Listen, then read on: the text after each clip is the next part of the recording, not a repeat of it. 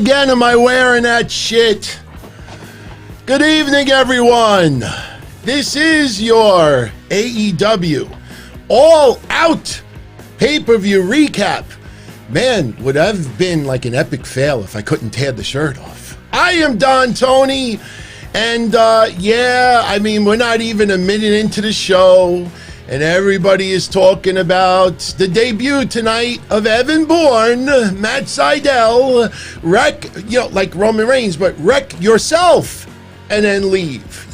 Somebody sent me that tonight. Look, we can kid a little bit about it now because he's okay. I wanted to show everyone on this show what happened when he made his debut tonight, but, I don't want to take any chances with AEW getting a little bit annoyed that I put screenshots or animated files. No, it's all right. Man, I don't even know where to start with this recap. Interesting pay-per-view, to say the least. Let me tell you something. Brother, let me tell you something. Is this considered AEW's WrestleMania? Are the all-outs because of what happened last year? It's amazing what a difference a year makes. Wasn't last year Jericho versus Hangman Page, and Jericho became the AEW heavyweight champion?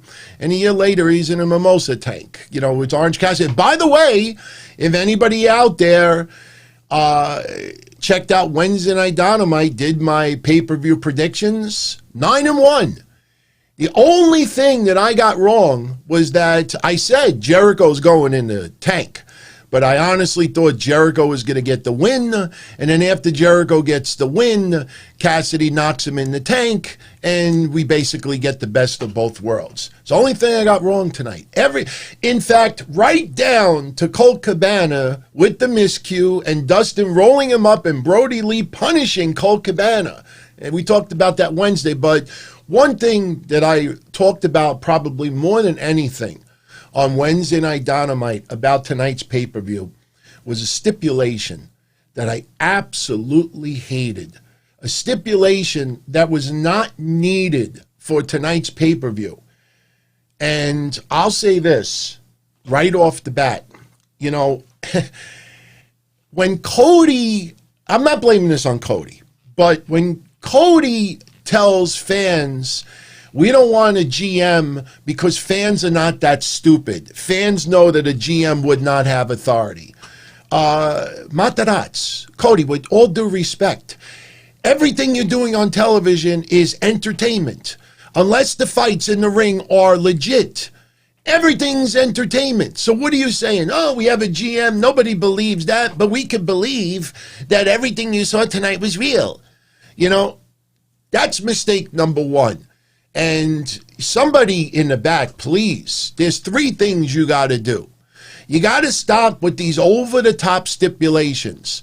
Because if they would have left out that one stipulation that I was complaining about Wednesday, and that was if Matt Hardy loses, he has to leave AEW. That's why you got the rest of that match today. That's why Matt Hardy had to continue. Because think about it. AEW, I understand everybody tries to do the right thing, but for some reason, people that think because AEW is a new product and a new generation and a new style, and everybody tries to really be for fan-friendly and fans first and professional and take it, and I praise the hell out of AEW. But for some reason, people out there think that every person that works behind AEW is an altar boy, is a priest, is a nun, that they can't lie, can't sneak a little bit. That's the nature of the world. Everybody takes, and Cody telling fans, we stick to our stipulations. Before the product, before the AEW could even break their cherry, Cody loses a stipulation and he can never fight for the heavyweight title. Well, that's very noble of you. Does anybody give a shit about that stipulation after all this time? You took and handicapped a possible world championship match with Cody down the line. If the roster is thin, if people are injured, and Cody fighting for the heavyweight title is a match that really could generate some interest, especially depending on who his opponent is, no, you can't do that. And then Cody has to remind everyone that, no, we stick to our stipulations. We're not like other companies. If we say that's the stip, that's going to stick. Tony Khan, please, put some sense in this guy. Please, put some sense in this guy. Because I guarantee you that in Matt Hardy's head and people in AEW's head tonight, they're like, what are we going to do? What are we going to do? We stop the match. Matt Hardy loses. He's gone from AEW. We can't have that. We don't want that. You could turn around, and this is what the dumb thing is about it. And this is why you can't do stipulations like this. You do a broken rules match. Anything goes. Falls count anywhere. The person can't respond at 10. You had Matt Hardy split open from a chair shot. You had Sammy Guevara split open from a table shot. And then you're supposed to say, well, real injuries happen. And because there's real injuries, the match should stop. I'm not trying to be an asshole over here. What the fuck is the whole reason of having a broken rules match in the first place?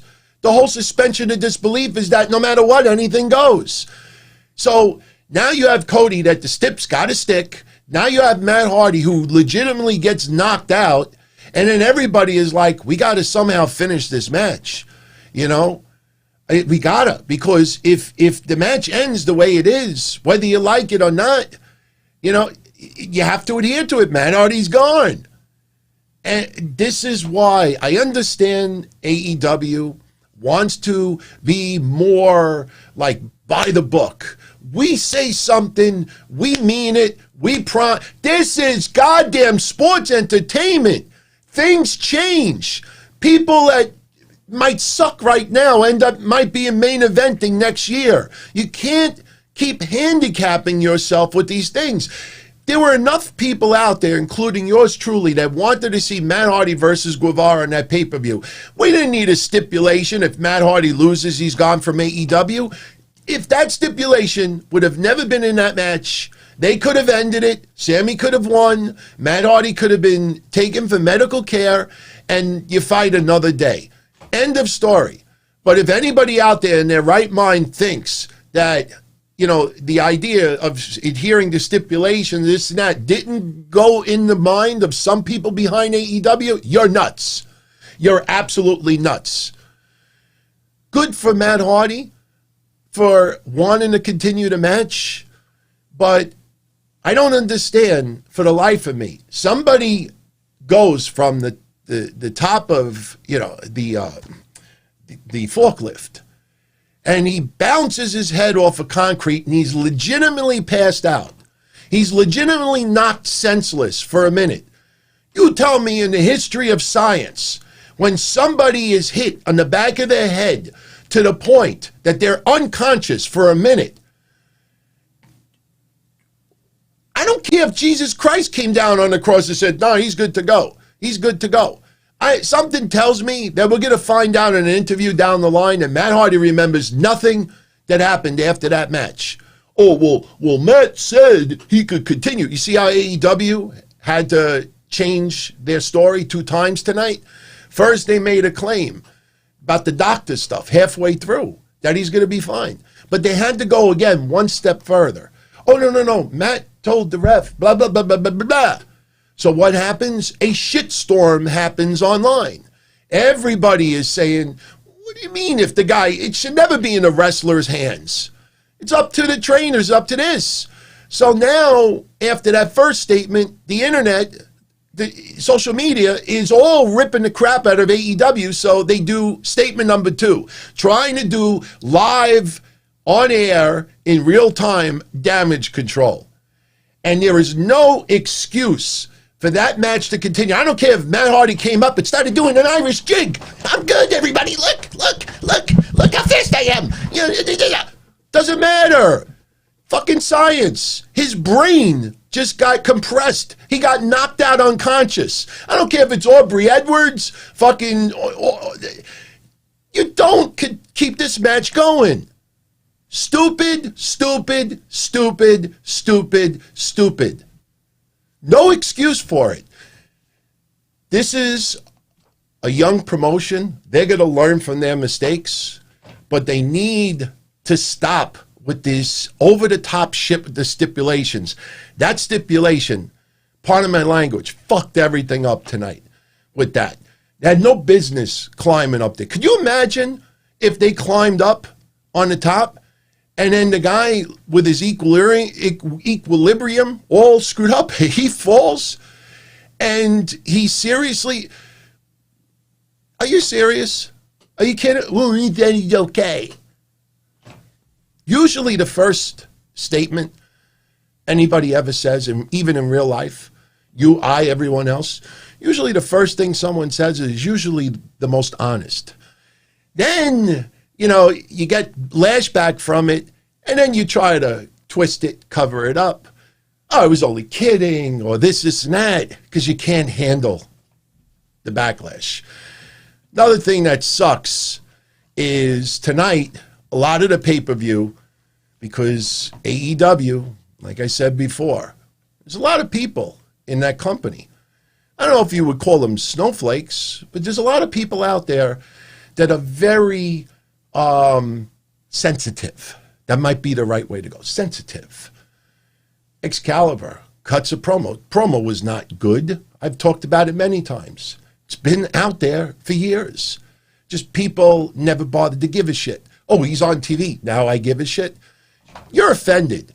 You're offended whether he's working on television for AEW or if he's working for a camera store in the corner of somebody's house. All right? You got people really sensitive. And you know about the social media world out there, how sensitive they are for every little thing. So what happens? And I'm not justifying what Jim Ross said tonight. What Jim Ross said tonight was not needed. But Anna Jay, which I think may have had a wardrobe, I have Wardlow on the brain, wardrobe malfunction in the past. Something happens during the match, and Jim Ross basically says that Anna Jay could have had a wardrobe malfunction. Wishful thinking. Right away, social media in a fucking uproar over it. Jim Ross apologizes, and he tells everybody, lighten up. You know who I immediately thought about when that was said tonight, and then what he did on social media? Joey Styles, when he was at that indie event. And at the time, that story about Trump, about grabbing the you-know-what, was really out there. So Joey Styles cracks a joke. Bad taste, obviously. Guy was chased out of the wrestling world. So, with such a bad taste in his mouth, that the guy really is, takes a lot to try to convince him to come back. So that's what's going to be overshadowed for tonight's pay-per-view. I saw goofs on social media talking about this pay-per-view being the worst in the history of AEW. Now, if you want to say that now, after the pay-per-view is over, I totally respect that. You don't say it before Hikaru Shida and Thunder Rosa have their match, which honestly might be the greatest AEW women's match that has taken place to date. You don't say that before FTR, Kenny Omega and Hangman Page have their match. You don't say that before MJF and Jon Moxley. They said that before 4 big matches were going down. How many times over the years when we watch WWE pay-per-views, because they've been around longer, and the pay-per-views come down to maybe 2 or 3 matches. Everything else was, it felt like a Raw match or a SmackDown match, but those 2 matches, man, they did it for me. Tonight, you had 3 or 4 matches that honestly were not bad at all, and some of them were absolutely excellent. That's not enough? That's not enough? People just complaining a little bit too much, and it sucks that the overall pay-per-view is going to be overshadowed by, a dumb stipulation, Cody insisting that other stips and decisions stick, a doctor making an absolute asinine move. Oh, Matt said it's okay. Matt don't know where he is. Where were the tests? Matt, how many fingers I got up? I'm not even a goddamn doctor and I know this stuff. Matt, how many fingers I have up? Who's the current president of the United States? Matt, blah, blah, blah, blah, blah, blah, blah. They didn't do any of that. Ridiculous. Ridiculous. You want to be the number 2 promotion? Then start acting like an entertainment company and stop with this, insisting on this and say, you had to put that stip for the Matt Hardy match. That's going to put it over the top. That's going to get people to watch because they wonder if this is Matt Hardy's last match. Remember I compared it to Wednesday? When Jerry Lawler in Memphis back in the day, if I lose this match, I'm going to give everybody in the building their money back. And most of the people at the time were like, we're not getting our money back. You get some people, blah, blah, blah. AEW's got to stop trying too hard. Stop going out of their way. And this thing with Kip Sabian tonight, he's engaged. That's what we want in wrestling. Another wedding storyline. Another TV wedding. And what is Kip Sabian doing? He's promoting his Twitch account, and AEW approved it. A little shot to WWE because WWE with all the controversy with Twitch and this, that. And by the way, if you have not watched my Friday edition of the Don Tony Show, please do. Because I got into all that controversy with WWE and this Twitch and Cameo and all that other stuff right at the beginning of the show. And when you hear it, and when you see what I posted and everything else, almost nobody is challenging me on it. You got this, and we'll talk about the Andrew Yang stuff on Monday because Andrew Yang, it really has to do with WWE more than anything else. But you see Paige tonight, she changed her Twitch to her real name. That's it. Remember yesterday? Wow, Don Tony Show was yesterday. Remember yesterday? All you got to do is put your real name. Vince said he owned the real names. People out there don't have a clue. You see these most outspoken people on social media doing that. Look at their overall profile. When there's no job, there's no job listing. And most of the times it's an emoji, a blue egg, or an old baby picture from 3rd grade. They can't show you what they look like. They can't show you any current employment or any recent employment. They can't show you if they even graduated 3rd grade. And we're supposed to follow all this stuff? Man, AEW, stop trying to appease goofs on social media because people are just doing it for attention, to feel part of something, to feel recognition. Somebody posts a tweet about whatever happens tonight and they give into it.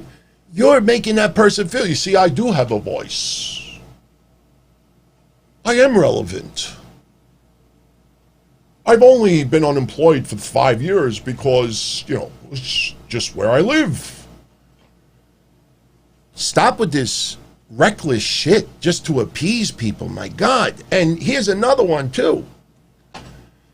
This Britt Baker, I guess we could start getting into the pay-per-view.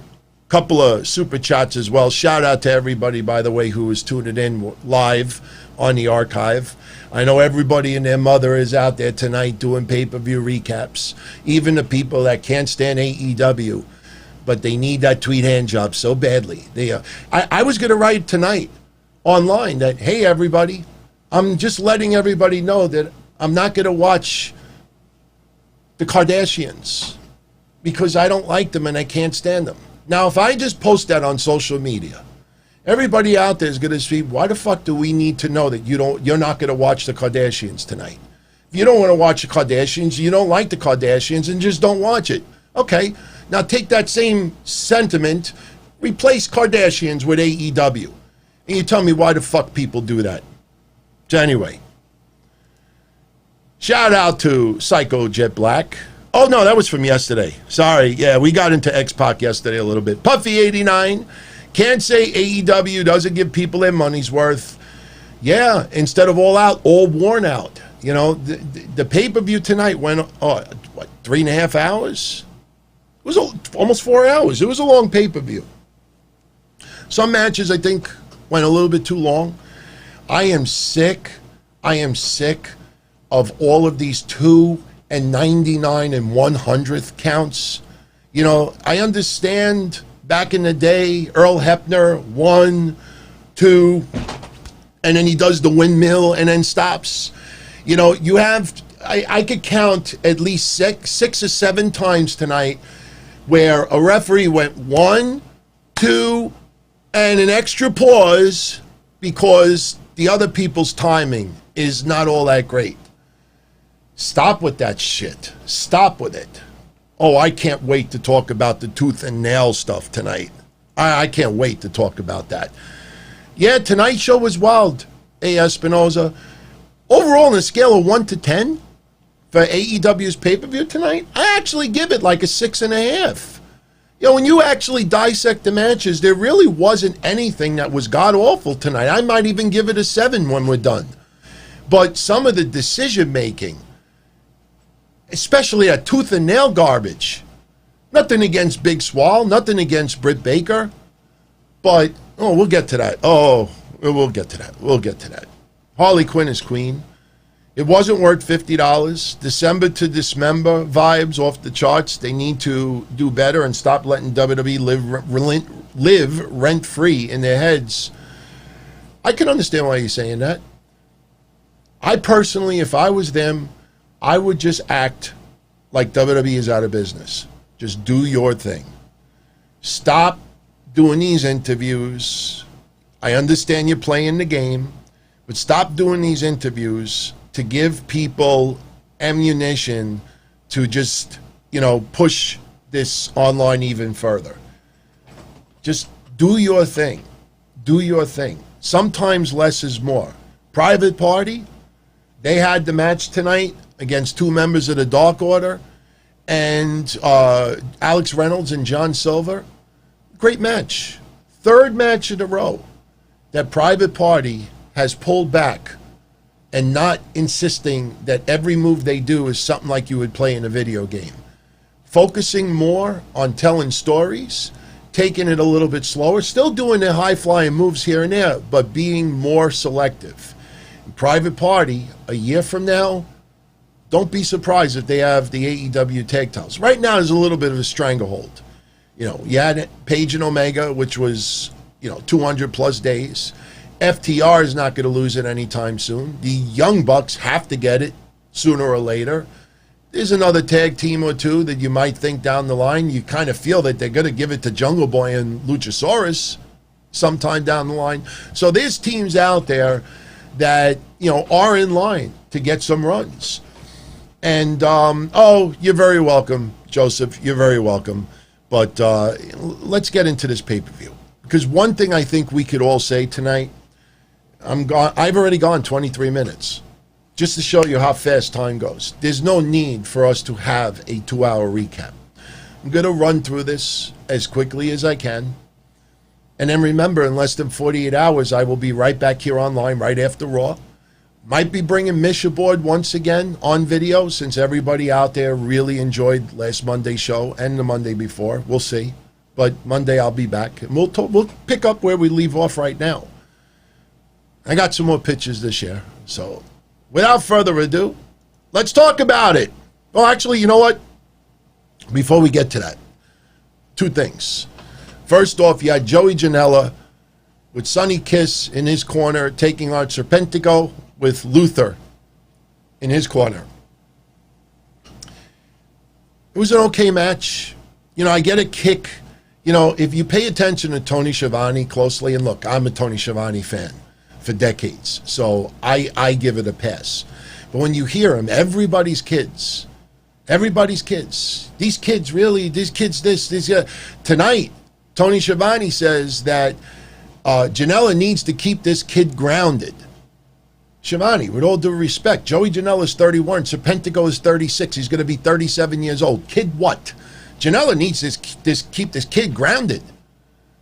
Maybe Schiavone had a brain cramp, and maybe Janela has a son that we don't know about. Maybe he was just telling Janela, you got to keep your son grounded. Maybe he did something wrong, and you got to keep him at home. Stupid, but there was a funny part during this match. Janela gets the win, by the way. Did you all see it? Did you pick up on it?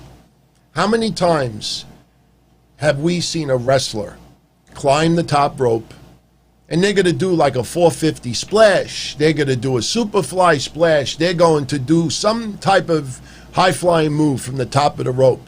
And then the wrestler on the floor backs out of the way, rolls out of dodge, gets up or whatever. And what does the wrestler on the top rope always end up doing? Finn Balor does this all the time. Finn Balor is going to do, well, you know what? You could even use Evan Bourne for an example. Evan Bourne does his high-flying moves, but if somebody rolls out of dodge in the middle of the ring, what do? The person diving off the top rope always lands on their feet. You have a wrestler, somebody doing a 450 splash, and for some reason, when they're diving off the rope and the person rolls out of the way, they still don't do the 450 splash. They just seem to always end up on the top of it. Seth Rollins does that all the time. He lands on his feet and then will roll the other way. So tonight, you had Serpentico climbing to the top rope, and Serpentico, he was going to, what we were all going to believe, he was going to do a high-flying move from the top of the rope. Janela was supposed to go out of dodge, move out of the way, and then Serpentico, when he dives off, is going to land on his feet instead of doing his spot. That's what we always see in matches. So what happens? Serpentico climbs the top rope. Serpentico was going to do a high-flying move, and Joey Janela just lays there flat. So Serpentico jumps off the rope and lands on his feet. And everybody's like, what the fuck did he just do? He changed his mind. He didn't change his mind. Janela forgot to roll out of the way. And it looked bad. It's not the end of the world. Mistakes happen. But, Janela hit top rope, elbow drop for the win. And, that was that. That was one of the two pre-show matches tonight. Yeah, it's go back and watch it and you'll see exactly what I'm talking about. And trust me, now since I brought this up, you'll see a match this week on WWE or NXT where somebody goes to do a high-flying move and the other person moves out of the way, and that person, when they go off the rope, they just land on their feet in the ring. Because when you do everything you're supposed to do, it looks like everything makes sense. When you have Janela just laying there and he doesn't move out of the way, Serpentico just jumps off like, oh, and then he goes to kick him instead. Oh, it looked bad. It looked bad. So anyway, funny promo for the pre-show, and Moxley comparing, I guess what he's doing, like a spoiled kid playing Grand Theft Auto while on crack, which, he's just out there with his promos. But everybody likes Moxley, including yours truly. Private Party beating Alex Reynolds and John Silver. You had Isaiah Cassidy and Mark Quinn hit the gin and juice and on John Silver to get the win. Not sure why the Dark Order were not angry at their loss, but it was a fun match. And again, I have taken notice. This is the third match in a row. Like I said before, their Private Party has pulled back a little bit, and they're starting to get that ring presence. They've always had some ring presence, but they're maturing right before our eyes. And very good, because you can have a very good match without doing all these unbelievable, crazy, high-flying, double-team stuff. Because how many times? It wasn't that long ago when I said, give me a Private Party match where I don't say, like, during the match there was a whole bunch of sloppiness in it. They're really starting to do a pretty damn good job. So, BK Libra says, aerial moves, no ratings. You want to have some fun, my friend? Why don't you go Google, and I'm not saying this to be a jerk, but why don't you go Google SmackDown's ratings for the last 3 weeks. Look at the rating before Roman Reigns showed up 2 weeks ago, and then look at the SmackDown rating in the last 2 weeks. You actually, when you look it up, you realize that Roman Reigns is not equaling ratings right now. Just saying, I'm not trying to spark anything, but you see, suddenly everybody forgets about ratings. It's only about the demos and AEW versus NXT. How come nobody wants to talk about that? Why? Because they like the Roman Reigns heel turn, so we can't, reveal to everyone out there that, oh my God, Roman Reigns, the last 2 weeks, holy cow. Did anybody realize the ratings? Has anybody taken a look? Go check it out. I like bringing up things here and on the other shows that no one else will talk about. Might be a little unpopular, but I tell it like it is. So now we go to All Out. Now we could throw the banners on the screen. We open up with this. Can someone out there tell me, why was this the opening match on the card? You have live fans in attendance. The pay-per-view starts at 8 o'clock at night. You got a countdown to All Out. You got the building there pumping up. Oh my God, it's 7:45. Oh my God, it's 7:50. Yeah, it's 7:55. Yeah, it's 7:58. Holy shit, it's 8 o'clock. And they have to sit and watch cinema for 15 minutes. Why do you do that to your live crowd? Why do you open up with this? Why was this on the main pay-per-view? I'm not saying this to be sexist. I'm not saying this to sound like a jerk, but go watch that match again.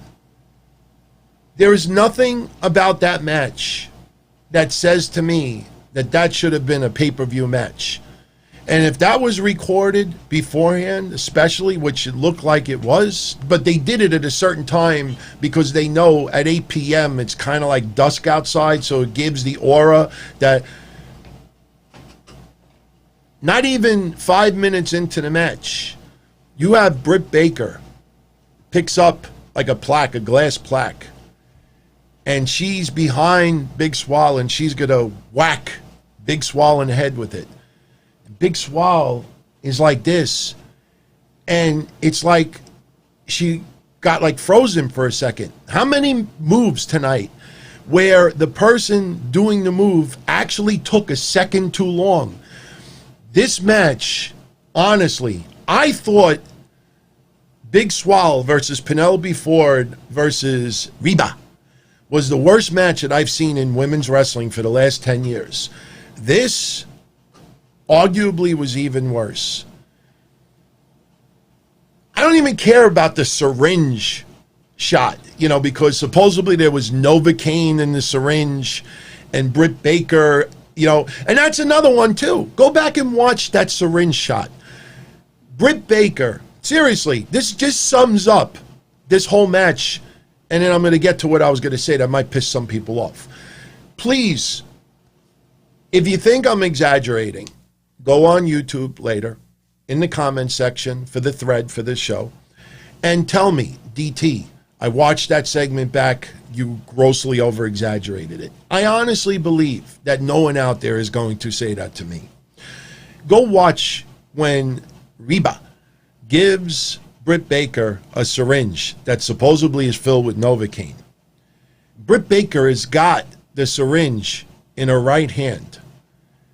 And Britt Baker, for some reason, is holding the syringe and holding it and like waiting for Big Swole to turn around. And Big Swole is not ready yet to stop the hand from getting the syringe. And I don't have any props, but here, let's use the yellow one. Let's use the yellow one. This is a syringe. Britt Baker's got the syringe in her hand, and Big Swole is turned around. But Big Swole is not in position yet to stop it. Like this, stop it.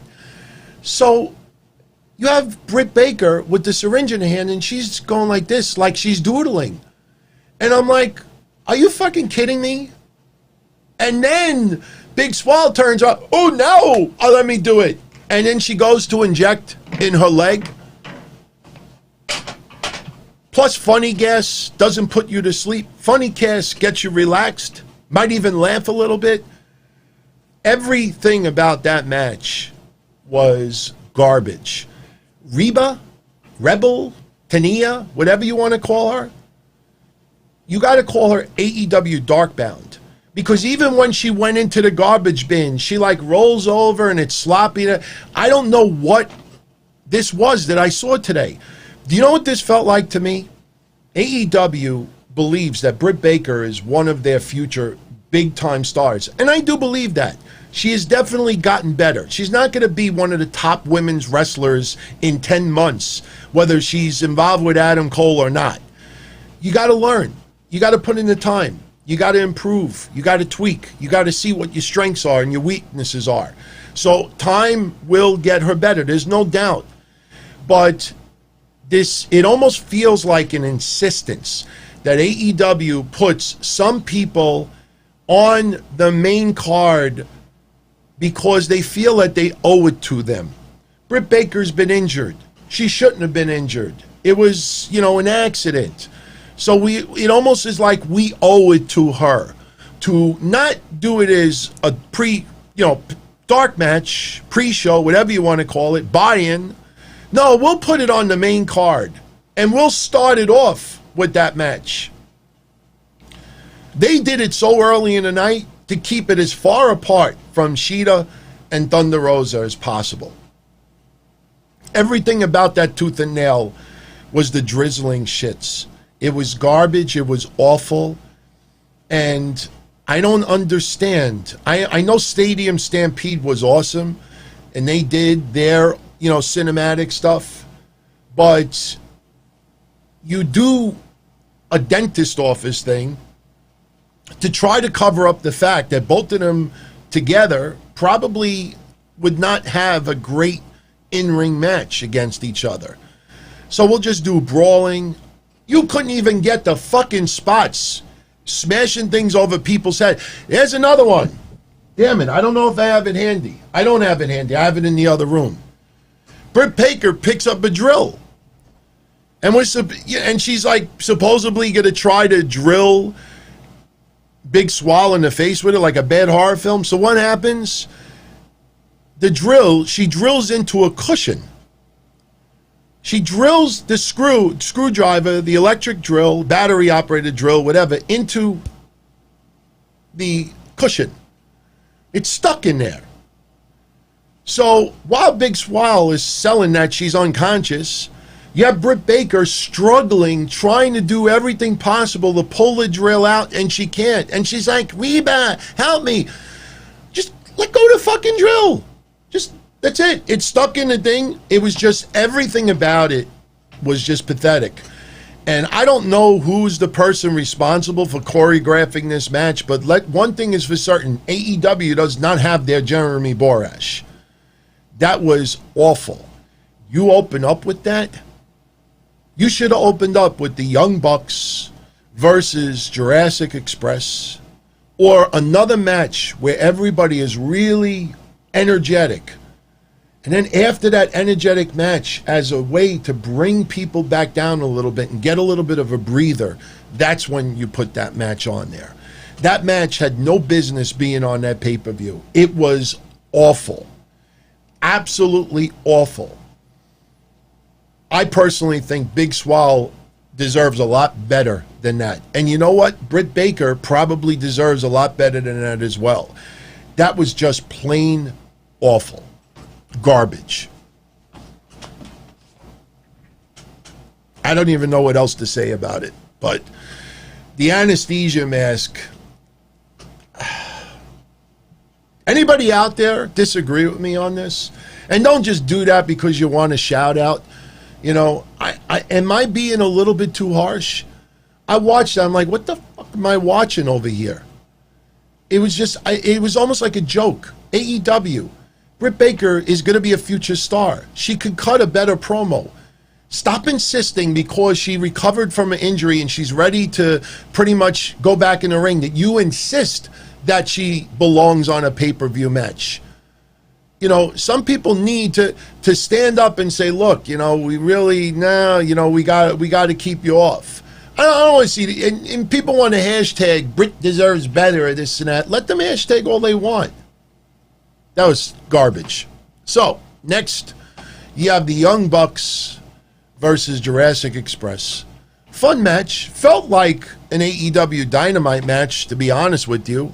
The commentators trying to sell that the Young Bucks have a different attitude, recent weeks. And Matt Jackson and Nick Jackson, they hit the BTE trigger on Jungle Boy for the win. There was some great high flying. I mean, again, this felt a lot like a Dynamite match. But that match should have opened up AEW. It would have given so much of a different aura about the card. You got, like I said, and that crowd tonight that was there, I don't know if AEW, maybe they did something different with the speaker setup tonight or the microphones or wherever. That crowd sounded awfully dead. That crowd sounded like what a place would sound like at 4 o'clock in the morning when almost everybody is home already in bed. The crowd, and at some point, even like later on with Hangman Page, when they're chanting cowboy shit, it sounded like 7 people were doing it. They supposedly have more people tonight, not too much more, but more people tonight than Dynamite stuff. That crowd was out of it. And I don't know what led to that, but, that match, Jurassic Express and the Young Bucks, that should have opened up Dynamite. It was a fun match. Jungle Boy and Luchasaurus, he's going to be a champion down the line. The guy has it. There's nothing for him to prove. He has all the talents, but Luchasaurus is extremely popular with fans. And there's some wrestlers out there that maybe you want to hold back a little bit until you get more live fans in attendance, because some of their wins will feel even more special. Willis says the crowd was loud to him. Honestly, and maybe it was just my show, the crowd seemed awfully quieter tonight compared to the last 2 Dynamites. There was some points where they were energetic, but overall there was some, matches where the crowd just seemed dead, just seemed awfully dead.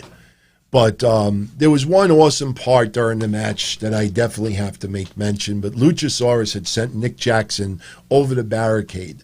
Then he hit this crazy-ass springboard dive from the top rope over the barricade onto a bunch of people. It looked awesome, man. Luchasaurus has it. Big question is, who is he going to? You know what? Maybe Luchasaurus is the one to take the TNT title off of Brody Lee. By the way, we know who Brody Lee is going to face next for the TNT title. I'll get into it a little bit later. And, I mentioned last week, talking about some facts during the Payback pay-per-view. There's some websites and there's some social media accounts out there that do a lot of research with stats, and I really have to start utilizing them, and I give them credit from time to time. I don't claim, if I do research myself, I tell you, but if other people do it, you got to give them credit. And I saw numerous people writing the same thing tonight about Dustin Rhodes. When I tell you later what that is, it's going to surprise a lot of people out there. When Dustin Rhodes got choked up that he was going to face Brody Lee for the TNT title on Wednesday. Now, does anybody really think that Dustin has a shot Wednesday? I don't think so. But when I tell you that stat later on, you're going to be like, are you kidding me? You'll probably do some research for yourself to see if that's actually true. But I actually did a little research after to make sure that this was accurate. And yeah, it was accurate. But, I thought Scorpio Sky might be the next in line to have a title. You only have the AEW heavyweight title, the tag titles, and the TNT title.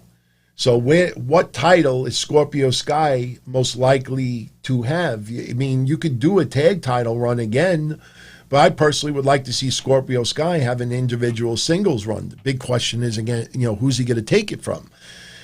I almost feel that Luchasaurus will probably be, a champion maybe before the end of the year. And by the way, AEW's next pay-per-view, which is Full Gear, that will be on Saturday, November 7th. So you might want to mark that down on your calendar. Christian, some people have asked me, who do I think Moxley is going to defeat for the title? Well, I got news for you. People got concerned for Karrion Kross during his match against Keith Lee. May have a little concerned about Jon Moxley. I'll get to that a little bit later because something happened in that match tonight. It's amazing. I didn't see anybody really talking about, like the ramifications because of that. Now, we don't know the extent of the injury, but I guess I could say it right now. Jon Moxley suffered a shoulder injury as it appeared. Maybe he was selling it. I don't know. But everybody and their mother was convinced online that he suffered like a shoulder separation. You looked at, I know Alexa Bliss is double jointed, so she can do something. Remember the shoulder, but she's double jointed, and a lot of people didn't know that. And then when she did that with her arm, and people were like, "Holy shit, what happened to her?" And she's double jointed. I don't know if that's the case with Moxley. I don't think so. In fact, I know so, because if he was, I guarantee you, WWE would have exposed that and used it many times over the years. When they were showing Moxley's shoulder, it looked like it was separated. Maybe it was all a rouge to be, so he could hit the paradigm shift when the referee was not looking. In fact, that's probably going to have some controversy on Wednesday because that move was banned during the match. And think about, again, stipulations and what I said earlier. That move was banned. Not banned when the referee is looking. Banned. See where AEW tries to be a little bit too creative? Now, you have Mark Sterling, who actually can wrestle pretty damn good. He's playing the lawyer thing. Now, you tell me common sense. Why wouldn't Mark Sterling on Wednesday say that he used the paradigm shift, even though the referee was not looking? He still used it, and the contract, the 16-page contract, said that that move was banned, period. So if Moxley has a severe injury and he needs to take an extended time off, what's stopping AEW on Wednesday where you have the lawyer come out and say, look, this is the 16-page contract. It was clear. The paradigm shift is banned. Not banned when the referee could see it or not see it. Banned completely. You used it during the match. Therefore, you lose that title. And Moxley could go get time off. MJF could be handed the championship. They could do a quick turnaround where somebody challenges MJF and they win it off of him. I'm telling you,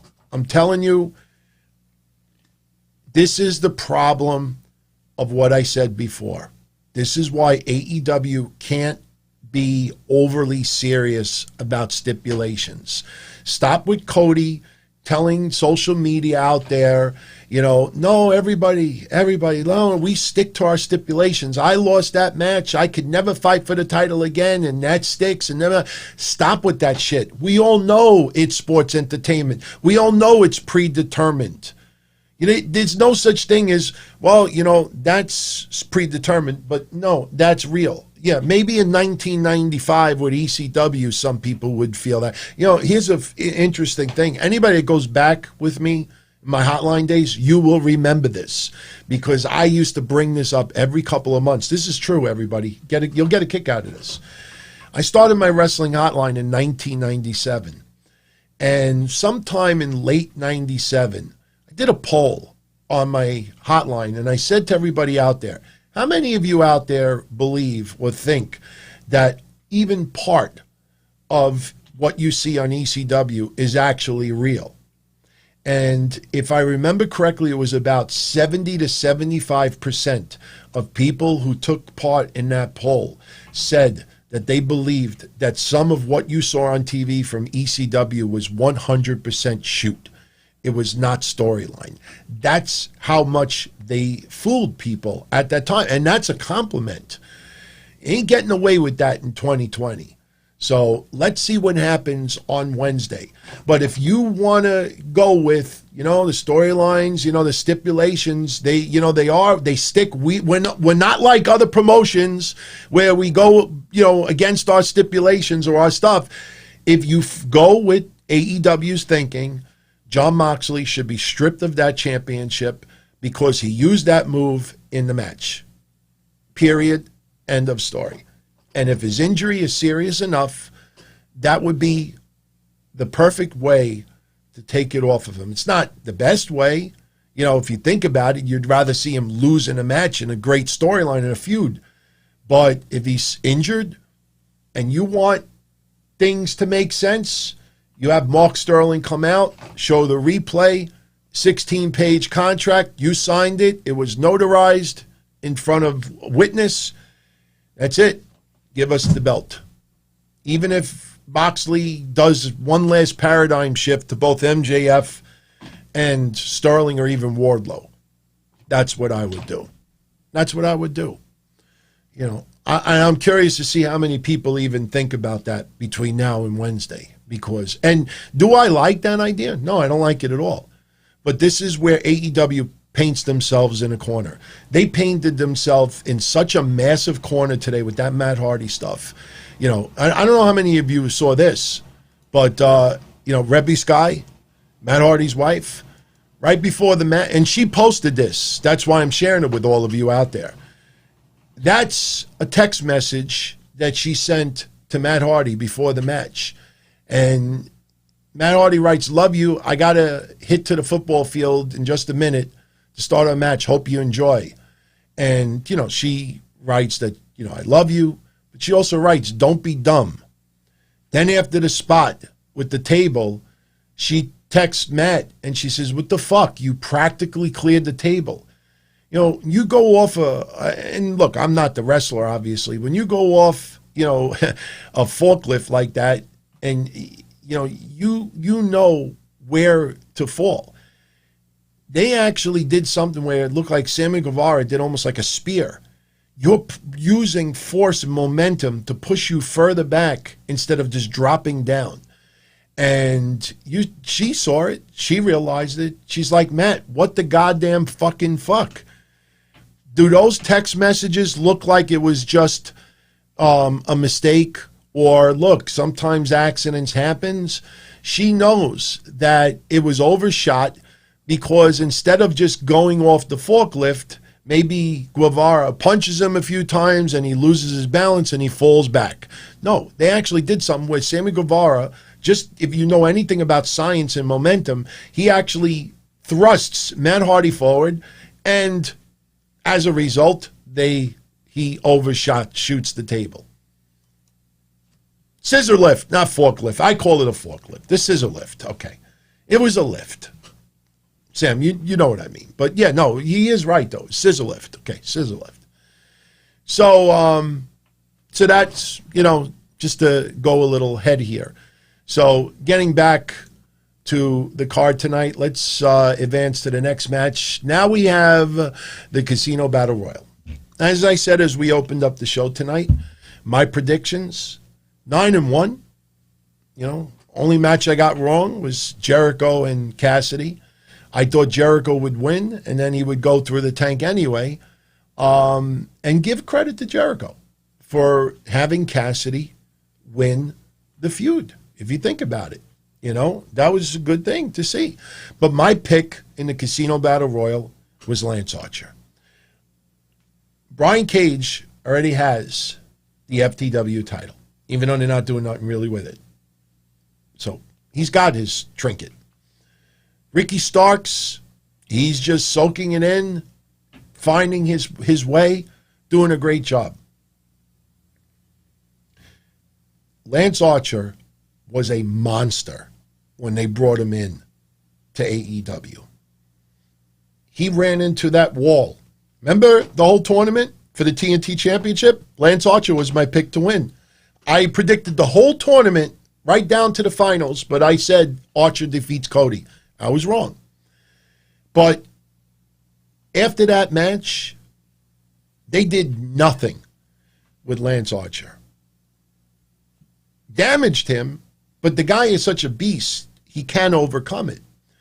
So they have totally misused Lance Archer up until a few weeks ago. So what did they start doing? Lance Archer in the back just beating the shit out of anybody he comes around. And Jake is on commentary, and in the back you see Lance Archer just destroying people, and it was wonderful. It was awesome. I loved it. I loved everything about it. So how sad is it that Lance Archer is in AEW for this amount of time and you already had to rebuild him once? So after everything that led up to this point, Lance Archer was the only person that should have won that match. Lance Archer getting a future title shot, teasing that, and who knows? Maybe Lance Archer ends up defeating Moxley for the championship. Who knows? Who knows? Nobody knows. But Lance Archer was the only pick. Now, the interesting thing about it, most of you out there know the rules of the Casino Battle Royal. 21 entries. In a deck of cards, you got 4 different suits: hearts, diamonds, clubs, and spades. So basically, they had a special deck of cards. I don't know why it has to be a special deck of cards, but it's a special deck of cards, whatever. And everybody pulls a card. And depending on what suit you pulled, that's where you come out. Maybe the special deck of cards is just 20 cards and a joker. Maybe that's it. 5 of one suit, 5 of the other, and a joker. It's not a special deck. That's just, we took 21 cards out of the deck and we threw the rest of them out. So anyway, the 5 spades come out together, the 5 clubs, the 5 hearts, the 5 diamonds, and whoever pulls the joker card is number 21. So we didn't know who number 21 was going to be. It was going to be a surprise. And I saw a lot of people online that really thought that Miro, the former Rusev, was going to make his AEW debut tonight in the Casino Battle Royal. I honestly had no idea who was going to debut. It ended up being Matt Sydal, the former Evan Bourne. And it was interesting because wasn't it just last week on one of the other shows that I do that we were talking about Matt Sydal and his broken legs or whatever? No, you know who it was? We were talking about Justin Gabriel. That's who it was. I think I had mixed up Gabriel with Matt Sydal. But Matt Sydal makes his debut, and you have to feel bad for him a little bit.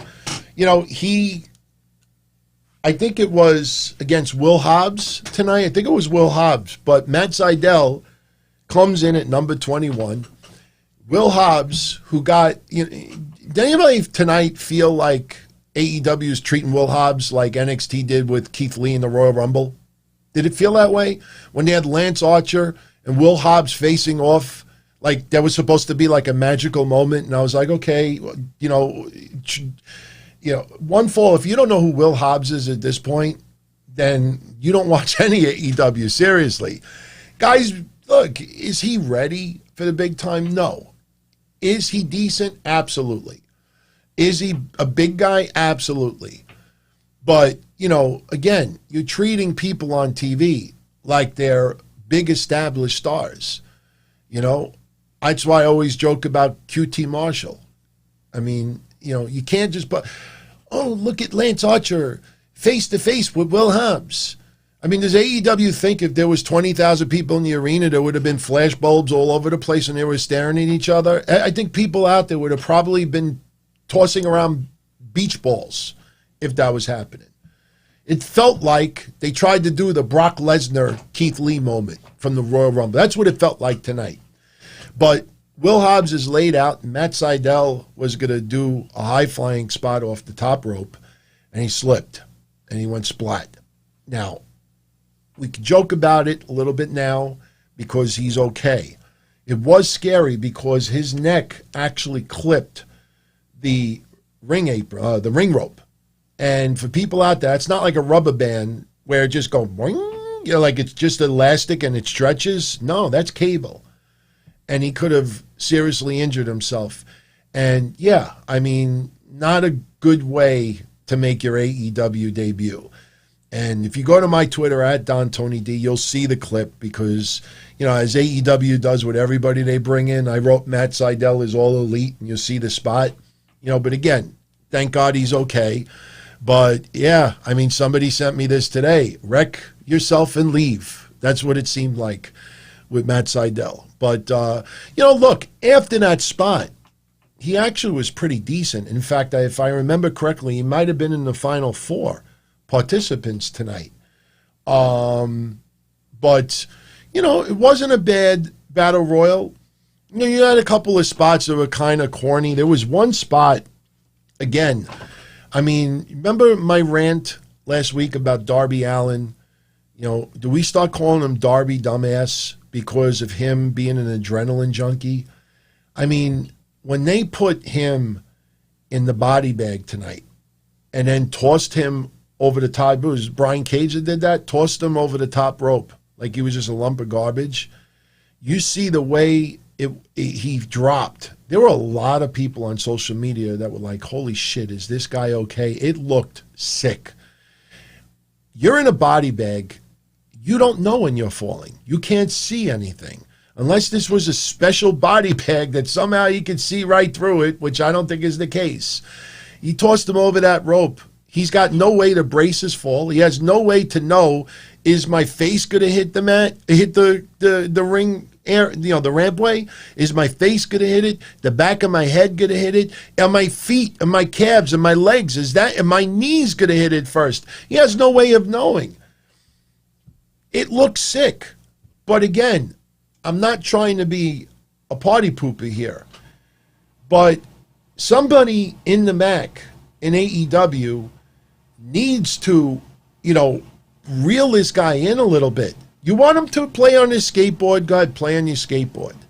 But, whoever comes up with this idea, whether it's him or someone else, hey, I got this idea. We're going to put you in a body bag, and then we're going to throw you from about 10 feet in the air over the top rope. You're not going to know where you're going to land. You're not going to be able to brace for it. Wherever you fall, or whatever hits the rampway hits, and that's it. And what's this guy back there, what is he saying? Could just think about he's like, yeah, all right, I'll do it. Yeah, all right, let's see how it goes. It almost feels like that this guy, it's like a rush, almost like a reaction to a drug that you need that hit. Why would you do something like, there's a reason why that you don't really, I don't think we've ever seen something like that, because it's just flat out stupid. JT Smith, I don't remember JT Smith ever being put in a body bag and tossed 10 feet over a top rope through a rampway, and wherever he landed, he landed. I don't know. Sorry. X-ray body bag. Yeah, X-ray body bag. It's not even an ECW thing, Chad. This is a guy that they're filming him doing some outrageous stuff. And it's starting to come across like this guy, it's like he needs it. It's almost like vitamins. Like some people need vitamins and coffee to get through the day. This guy needs to be dropped on his head. I don't get it. I don't get it. I just don't get it. I saw that spot tonight and I just nodded my head and I'm like, is somebody just fucking waiting for him to break his neck?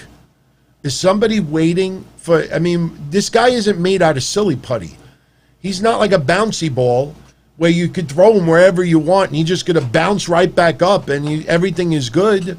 It's not like a bad cartoon where like Wile E. Coyote gets thrown off a cliff and he lands and he breaks it to a million pieces and then it just puts it back together. Somebody's got to pull this stuff back. This guy is going to get seriously injured. And when he gets seriously injured, guess who I blame on it? I blame AEW on that. We know that the guy has balls of steel. We know that the guy, is not afraid of anything. But you know what? Firefighters aren't afraid of anything. EMS and cops, good cops, are not afraid of anything. My father was not afraid of anything. A lot of you out there aren't afraid of things. You don't have to go stand in front of a bullet and say, look, everybody, I'm not afraid. Or jump off a bridge. Look, everybody, I'm not afraid. Or dive off a mountain. Look, everybody, I'm not afraid. It's getting stupid with this. It's stupid. It's absolutely stupid. You want to do thumb tacks? Fine. You want to do props in the ring? That's fine. But one day, this guy is going to break a couple of bones or get seriously injured. And then what's the excuse? What's the excuse? So, I don't know if you feel that way, but, for me, I get uncomfortable when I see that stuff. I get very uncomfortable. End of the match came down to Eddie Kingston and Lance Archer. And Eddie Kingston is afraid of snakes. By the way, Eddie Kingston with a cool Jimi Hendrix shirt tonight. Oh, and I should also mention, too, Big Swole with the Black Lives Matter, band around her arm. I know a lot of people out there, appreciated that. Some people out there were very triggered over it. Because the thing is that there is a big difference between the statement that I believe also Black lives definitely matter. But a lot of people know that there's a big difference between the statement and the organization. So I think, I'm not going to speak for Big Swole. I think she was just making an overall statement. And I had no issue with it whatsoever. None. So, yeah, you're right, Sam. All lives do matter. Black lives matter, white lives matter, everybody's lives matter. But right now, it seems like black lives are not, it doesn't appear that they matter as much as everyone else. So we need to emphasize that a little bit further. You may not agree with it. I totally respect that, but I get it. And I'm not going to lie. A couple of years ago, I was on the opposite side of the fence about that because I used to say, yeah, Black Lives Matter, Blue Lives Matter, all lives matter, because I try to treat everybody the same. I try to treat everybody like I want to be treated, and I still live by that. But, when you see some of what's going on, it's a little bit over the top. And yes, I know about stats, and I know about, more white people are killed by cops than blacks and this, and I get it. But it is very disproportionate as far as how many blacks are stopped by cops and profiled by cops. It's disproportionate because I think in the United States, I think the percentage of black is under 20%. So you got to look at all the stats and not the ones that fit, a certain narrative. So look, everybody out there, I try not to bring politics on these shows, but trust me, I don't look at what gets me likes on social media. I don't talk in sound bites. People live their lives now on sound bites. I can't wait to talk about the Andrew Yang stuff tomorrow. Can't wait.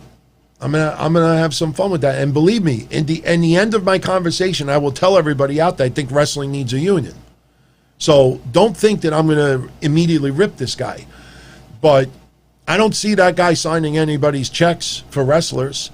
So he's talking like a politician. He's trying to get people angry and angrier because Vince McMahon is Donald Trump's buddy. That's all that is. If Andrew Yang cared so much about pro wrestling and everything that's going on, then he should start a fucking union or get behind a union or something else. Not like, oh, if I become secretary of this, then if I had a pussy, I'd be my brother's sister instead of my brother's brother. If this. So it all you see the ulterior motive. The only way that I could possibly go after Vince is if Joe Biden gets put into office, because Trump would never put me in as a Secretary of Labor.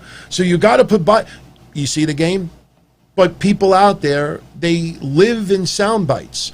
So it feels good, it sounds good, it looks good. But as I got into on Friday, every wrestler that you see is all batshit about this. They all read the contracts. Their lawyers read the contracts. Their agents read the contracts. So don't act like, oh, Vince owns legal names. Anybody that went down that direction, honestly, zero respect from me, because they're just looking to get tweet fucked, or they're stupid, or they're just flat out ignorant. And I got into it on Friday. Some wrestler used their real names. So that is why under WWE contract, that's why they don't want certain things. It's not, oh, you signed the rights to your real name over. Cena brought this up in 2005. You think Vince owned Cena's name? If he did, John Cena would be challenging in court every time he did a movie or a TV show outside of WWE. People just grab little things because they know, oh, let me just go along with Andrew Yang, 50 likes. Seriously. You know what I get on these shows more and more lately, and I love it? I love it so much.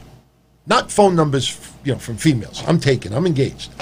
But what I love about it is that people are saying to me more and more that, the more I hear you and the more you explain things, you just tell it straight down the middle.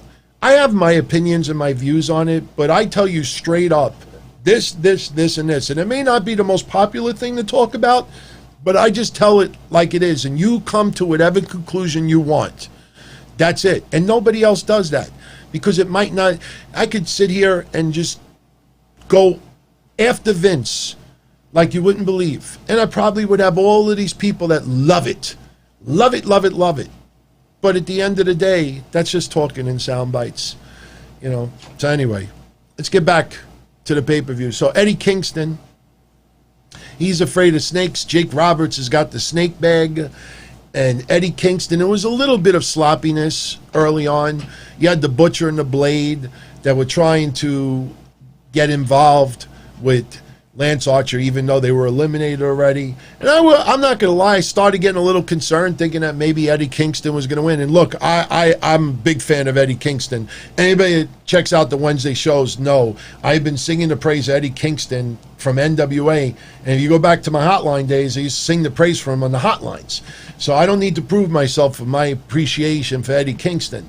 But for tonight's purposes, I wanted Lance Archer to win. So Eddie Kingston is sitting on the top rope, or the middle rope, and Butcher and Blade, they're trying to get involved, and it backfires a little bit. And Jake with the snake bag, at one point, I guess he was trying to distract Eddie Kingston, but Eddie Kingston didn't notice it right away, and then he noticed it later. It was a little bit sloppy, but the end result is Eddie Kingston gets spooked from the snake bag. Lance Archer hits him with a power move. Eddie Kingston goes splat on the mat, and Lance Archer wins. So Lance Archer gets the victory in the Casino Battle Royal. I loved it. As far as participants, because a few of you were asking who was in the Battle Royal tonight, the first group that pulled their cards, well, quote-unquote pulled their cards, was Ray Phoenix, The Blade, Christopher Daniels, Trent Beretta, and Jake Hager. By the way, I love Jake Hager's promo before the pay-per-view tonight. I'm going to win that match because I'm Jake Hager and you're not. He talked about his hot wife and other things, but, I enjoy Jake Hager, to a certain degree. Next group that pulled their cards was Santana, Ortiz, Chuck Taylor, Will Hobbs, and Frankie Kazarian. The third group was Billy Gunn, Pentagon Jr., Brian Cage, Ricky Starks, and Darby Allin. The final group was Shawn Spears, The Butcher, Sonny Kiss, Lance Archer, and Eddie Kingston. And Matt Sydal pulled the Joker card. So that is your list that was in the Casino Battle Royal. So, and as I said earlier, Sydal, as I'm looking at my notes, he was in the Final Four. It was Sydal, Lance Archer, I just deleted by accident, Lance Archer, The Butcher, and Eddie Kingston. So, there you go. Now, we get to the Broken Rules match. Now, I already explained my frustration early on. So, let's just talk about what happened. And I remind everybody out there the rules for Broken Rules.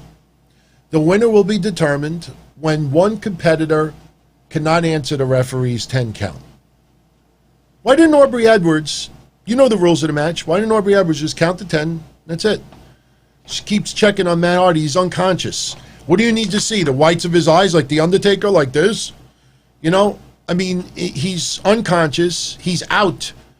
And you're like rubbing his head. Matt, you okay? Matt. If he's knocked out, count to 10. You could see AEW didn't want to do that. Obviously, they needed to do an audible. I'm sure before these matches start, they discuss with the referee, look, if something goes wrong in that ring and somebody else gets seriously injured, then we have to do an audible. What was the audible? Because it just seemed like they weren't prepared for it. They were hell-bent on that stipulation. We can't have Matt Hardy lose. Then he's gone from AEW. And again, look at the rules. Other person cannot stand. The finish of the match can take place anywhere, but there must be a decisive winner. And Matt Hardy must leave AEW if he loses the match. So what happens? They're fighting and brawling just for a couple of quick minutes. It was funny in the beginning because Sammy Guevara went in that golf cart. If you remember the Stadium Stampede match and that other episode of Dynamite where they were chasing him and Omega was involved with that. This time, Matt Hardy is looking for Guevara, and Guevara shows up with the golf cart. Guevara apparently doesn't know how to drive. He just runs into a bunch of props. And Sir John, I'll mention Rebbe again in a second. But, he runs into a bunch of props, and they start brawling. They end up on that scissor lift, and you can see Matt Hardy turning around, finding his position for the table. And the way the table was set up, Matt Hardy knows what he's doing. He knows, he's on that scissor. He's going to take the dive backwards. The problem is Sammy Guevara almost like spears him. You saw that. And if anybody knows anything, you run into a parked car. You run into a parked car and you hit that parked car. That car is going to go much more forward than, or better yet, here, you hit somebody in front of you. They have their foot on the brake. You hit them and they might not go all that much forward. But if their foot is off the brake and you hit them, they're going to go a little bit further. Momentum, it's called force. Anybody that knows anything about science understands about gravity and force and everything else. So they have the table positioned for Matt Hardy to come off, Guevara as well. And then they decide that Guevara is going to almost like spear him. So what happens? Momentum pushes him further than he should have. And he goes through the table and his head bounces off the concrete. Now, some people got a little confused with my tweet earlier because I had tweeted that I think Matt Hardy wants to sell a broken bridge to a few people out there. If anybody was chatting with me during the show tonight, the spot was legit. He was knocked down for a minute or a couple of seconds, whatever it was.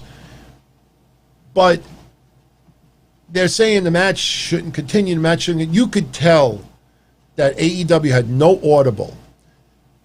This is a compliment to Matt Hardy, but this is also a detriment to AEW. They trust Matt Hardy enough that he knows what he's doing, safe. He's taken shots through tables for decades. He knows what he's doing. Don't worry about it. Everybody was comfortable. It's one or two spots, and that's pretty much it. They had no audible because they had no idea what to do with that. And the commentators are saying, no, this match can't continue. This match can't continue. And again, when the show is on and you're doing these stipulations, you can't turn around and use a broken rules stipulation, and then when someone is knocked out unconscious, no, well, we're only talking about fake unconsciousness. You can't do that. And they went one step too far with these stipulations that Matt Hardy must leave AEW. And they're like, fuck. Now he's going to lose the match. He's done. The commentators didn't even want, they were reluctantly saying that also. Nobody wanted to say that because that was never even in their minds. Matt Hardy was never leaving AEW. When I did my predictions, no way. Not this soon. There's no reason. They were never prepared for this. And then the worst part is, they call the bell. Matt Hardy is trying to get up because the instinct, it's adrenaline. The instinct is, I gotta keep going. Gotta keep going. Gotta do my job. Every time he got up, he was falling on his feet, and you could see that he legitimately was just, he got knocked for a loop. He had no idea where he was. And they're like giving him chances to stand up. This guy just fell from the top of his scissor lift, bounced his head off of concrete, was unconscious. And again, like I said before, I don't care if Jesus Christ or the greatest doctors in the world, there's no brain scans that were done. There's no checking if there's blood on the brain or anything like that. You're looking at him. I mean, and again, how many times have you heard about somebody getting a concussion in a match and they finish the match and they do an interview later on and they say, I don't remember anything in that match. You mean to tell me that Tony Khan and anybody in that company has never researched that somebody that suffers a concussion or a head injury during a match, that they actually continue the match and they have no recollection of it whatsoever? And a doctor on site looks at him, and because Matt Hardy says, I can go, I feel fine, and they ring the bell, that is just uncalled for. And I go back to what some people said before. Why do you think Rebbe flipped out like this? It wasn't just a simple accident. Willis said that Matt Hardy is just doing fine. Willis, I don't know if I need to talk Spanish or Japanese or Mexican or Arabic. This guy, at that time, if he's fine now, good. If they did brain scans already and he's fine, good. If he's got no problems, good. At that very moment, when his head bounced off the concrete and that guy was unconscious, there is nothing, no test, nothing that you could do at that very moment that could give you that answer. You can't play Monday morning quarterback 2 hours later, and now when you find out now that everything was okay, oh, you see, so we were right going for. No. At that time, there was no way to prove 100% that Matt Hardy was okay to continue. There's no excuse. There is no excuse whatsoever. Dislocated shoulder, a broken finger, broken ankle, something like that, that's different. You're talking about brain, head injury, bleeding, unconsciousness, all of those things that can happen that you cannot see with your human eye. You know, you cannot take a chance. You can't cross your fingers and 2 hours later, oh, we dodged a bullet there. Oh, he's fine. He's fine. That's why we continued the match. There's no excuse for that. There is no excuse whatsoever. Now, what ends up happening is they show Guevara, and Guevara, I guess somebody got in Guevara's ear that Matt Hardy says he's okay to continue. This doctor, do I have Doc Samson? That doctor should be fired immediately. There was nothing that doctor could have done on site in 60 seconds time to give you a clinical diagnosis that he was okay to continue that match. He just went about 20 feet from the air, head first into the concrete, knocked himself out. There's no other way to put it. He was knocked unconscious. He couldn't even stand on his feet. And 60 seconds later, you have enough of a determination that he can continue. That doctor, with all due respect, should be fired immediately. And I'm not trying to be dramatic over here. That doctor should be fired immediately. So what happens? They restart the match. Some brawling, very little. But then they climb, by the rampway, they climb, the stage area. And there's the spot with the tables, little cushiony. It's fine. And Matt Hardy knocks Guevara off. Guevara just falls through it. Matt Hardy gets the win. Guevara couldn't answer. And that's how they did it. social media is in an uproar. And rightfully so.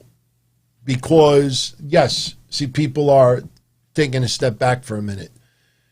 There was no brain examinations or anything else. The guy, 20 feet, back of his head hits concrete, unconscious, can't even stand on his legs. Adrenaline kicks in. You immediately think about all those wrestlers over the years, football players. I got knocked in my head. I don't remember the rest of the game, but I finished it. So what is anything different here? Especially after all the head injuries, you take no chances whatsoever. AEW was prepared zero for this to happen. And the actions are very easy. Why didn't Aubrey Edwards count to 10? That was a stipulation in the match. That would have been it. They were not prepared for Matt Hardy to lose because they insist that the stipulation has to be. And that is asinine. You're an entertainment company.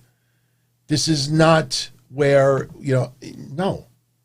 It was that stipulation was stupid from the beginning, and that doctor thinking he could clear him, and you could see, like I said, a little bit later in the night, this is what happened. Jim Ross, I believe, was the one that said, or maybe Tony Schiavone, they said that there was concern that Matt Hardy suffered a concussion during his match against Sammy Guevara. Brian Alvarez had reported that Matt Hardy was sent to the hospital. But then Tony Schiavone got on the mic and said that Doc Samson cleared Matt Hardy to finish the match after asking Matt Hardy if he was able to continue. Remember when I said your first statement is usually the most honest one? First statement by Schiavone is that Doc Samson asked Matt Hardy if you could finish. Hardy said, yeah, I could finish. So they started the match again. When that was said, social media went even worse on AEW. When a wrestler is knocked for a loop, they're not in their right frame of mind. The doctor asking someone, hey, you okay to continue? Yeah, I'm good. And then just ringing the bell, that doctor should be fired. I'm, again, not being dramatic, that doctor should be fired. So now, later on, after, because look, if they misspoke 30 seconds after Schiavone said what he said on TV, Tony Khan would have been in their ear saying, the fuck you saying to people? That's not what we said. 30 seconds later, 2 minutes later, Schiavone goes back on the mic and says, look, everybody, I misspoke. That Dr. Samson did examine Matt Hardy before he allowed him to start the match. Why did it wait 30, 40, 60 minutes or whatever it was to make that second statement? Because they couldn't handle all the negative backlash online. Because if you misspoke, how many times have I done a show with a co-host and somebody makes like a big mistake on a name or something, and literally a couple of seconds later, you correct them, and to me as well.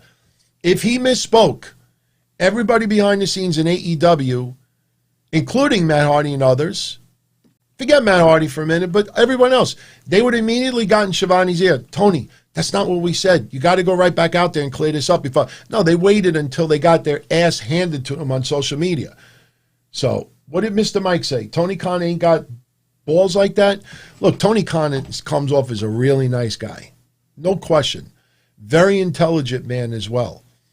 But it just feels that it gives the aura that nobody there, steps up and makes decisions, that go against, some of the more popular heads. I mean, it almost feels like everybody is having a picnic backstage. And yes, it's very stressful. They're under a lot of pressure. There's a lot of demands and they work extremely hard. But there's no excuse for stuff like this. Oh, Dr. Samson cleared him? How did you clear him? 30 seconds later? 60 seconds? How'd you clear him? What'd you do? Put a flashlight in his eyes and he blinked? That doctor should be fired. But you see, again, Jim Ross today, you know what'll probably happen? Sensitivity training. You remember when I played that sensitivity training class that they sent Sammy Guevara? It was a joke. Being nasty towards anybody of the opposite sex is not a joke, or even same sex. But, Excalibur, he said, look, take 30 days off. Guevara, take 30 days off. Wouldn't surprise me if they tell Jim Ross, take 30 days off, trying to give this, no, we don't tolerate any of this stuff. Totally did not like that. So, anyway, Matt Hardy gets the win. He's still a part of AEW. Let's hope that Matt Hardy is okay. And again, even if Matt Hardy is fine, even if he didn't suffer concussion, even if he wrestles on Wednesday, you go off that high, land on concrete, on your head, you're unconscious, and you're on spaghetti legs and can't do nothing. There is no test in this day and age with concussions and everything that has gone on. There is no test that you can give on spot a minute or two later that should ever say, oh no, he could go. He could go. He could go. Unless he didn't hit his head. And he's like, no, it looked good on TV. I'm just go along with it. He got knocked unconscious. There is no on-site test that should have cleared him. That doctor should be fired. And shame on AEW for making 2 attempts to try to cover up for this shit. But you see, people that want to be, to cover AEW and, be invited to stuff, then they won't take this route. They won't take this route because it's not a popular one. I just tell it like it is, whether people like it or not. So, speaking of something that I liked, next match. Hikaru Shida defending the AEW Women's Championship against Thunder Rosa.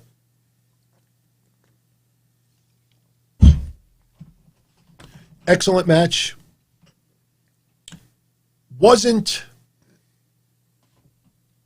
incredible nonstop high flying where you're at the edge of your seat throughout the whole match. It told the story. It showed that both of these women are arguably, as far as non-WWE or Impact Wrestling, probably 2 of the top women in the world. That it's not in WWE or Impact right now.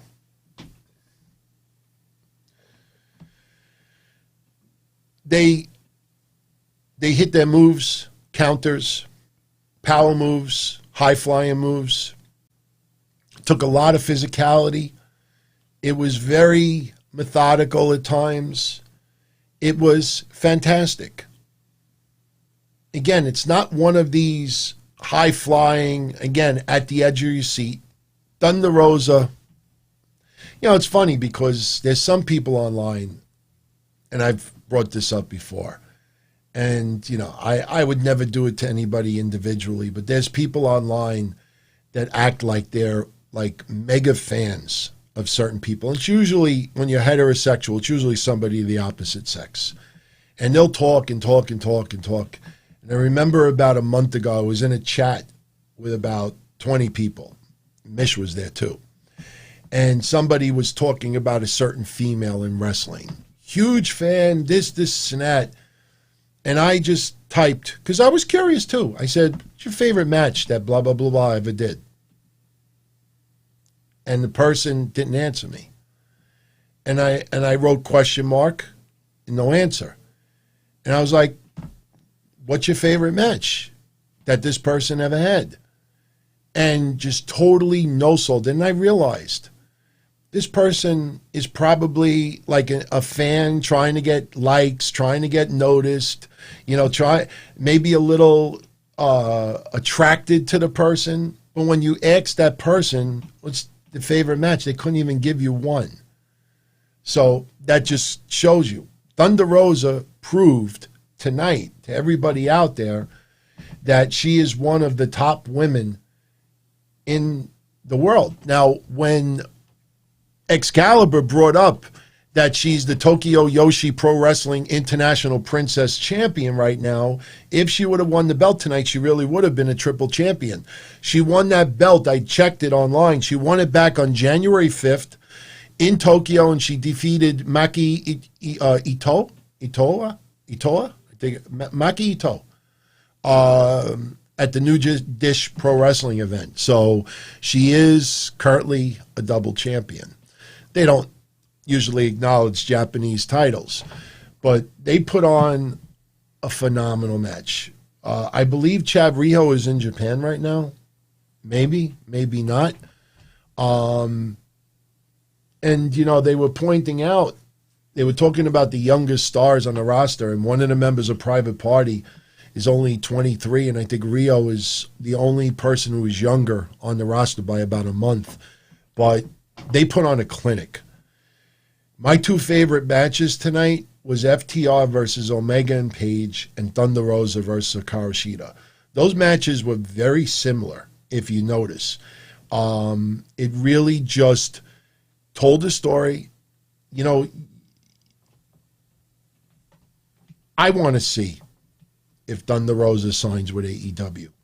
Give props to Ruckus, because Ruckus did a whole entrance theme for her and a whole package. And you look at that and you're like, wow, that's a lot to do for someone for a one-shot deal.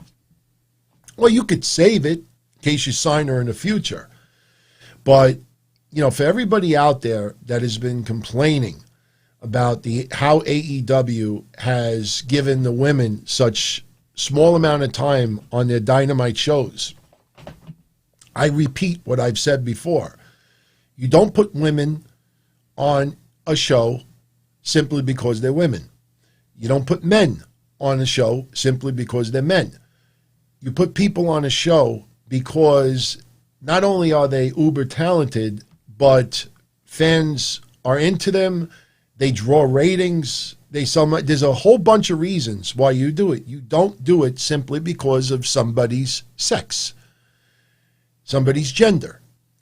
And, you know, Thunder Rosa showed that she's a player, a major player, and if AEW were to sign her, the landscape of the AEW women's division shifts significantly.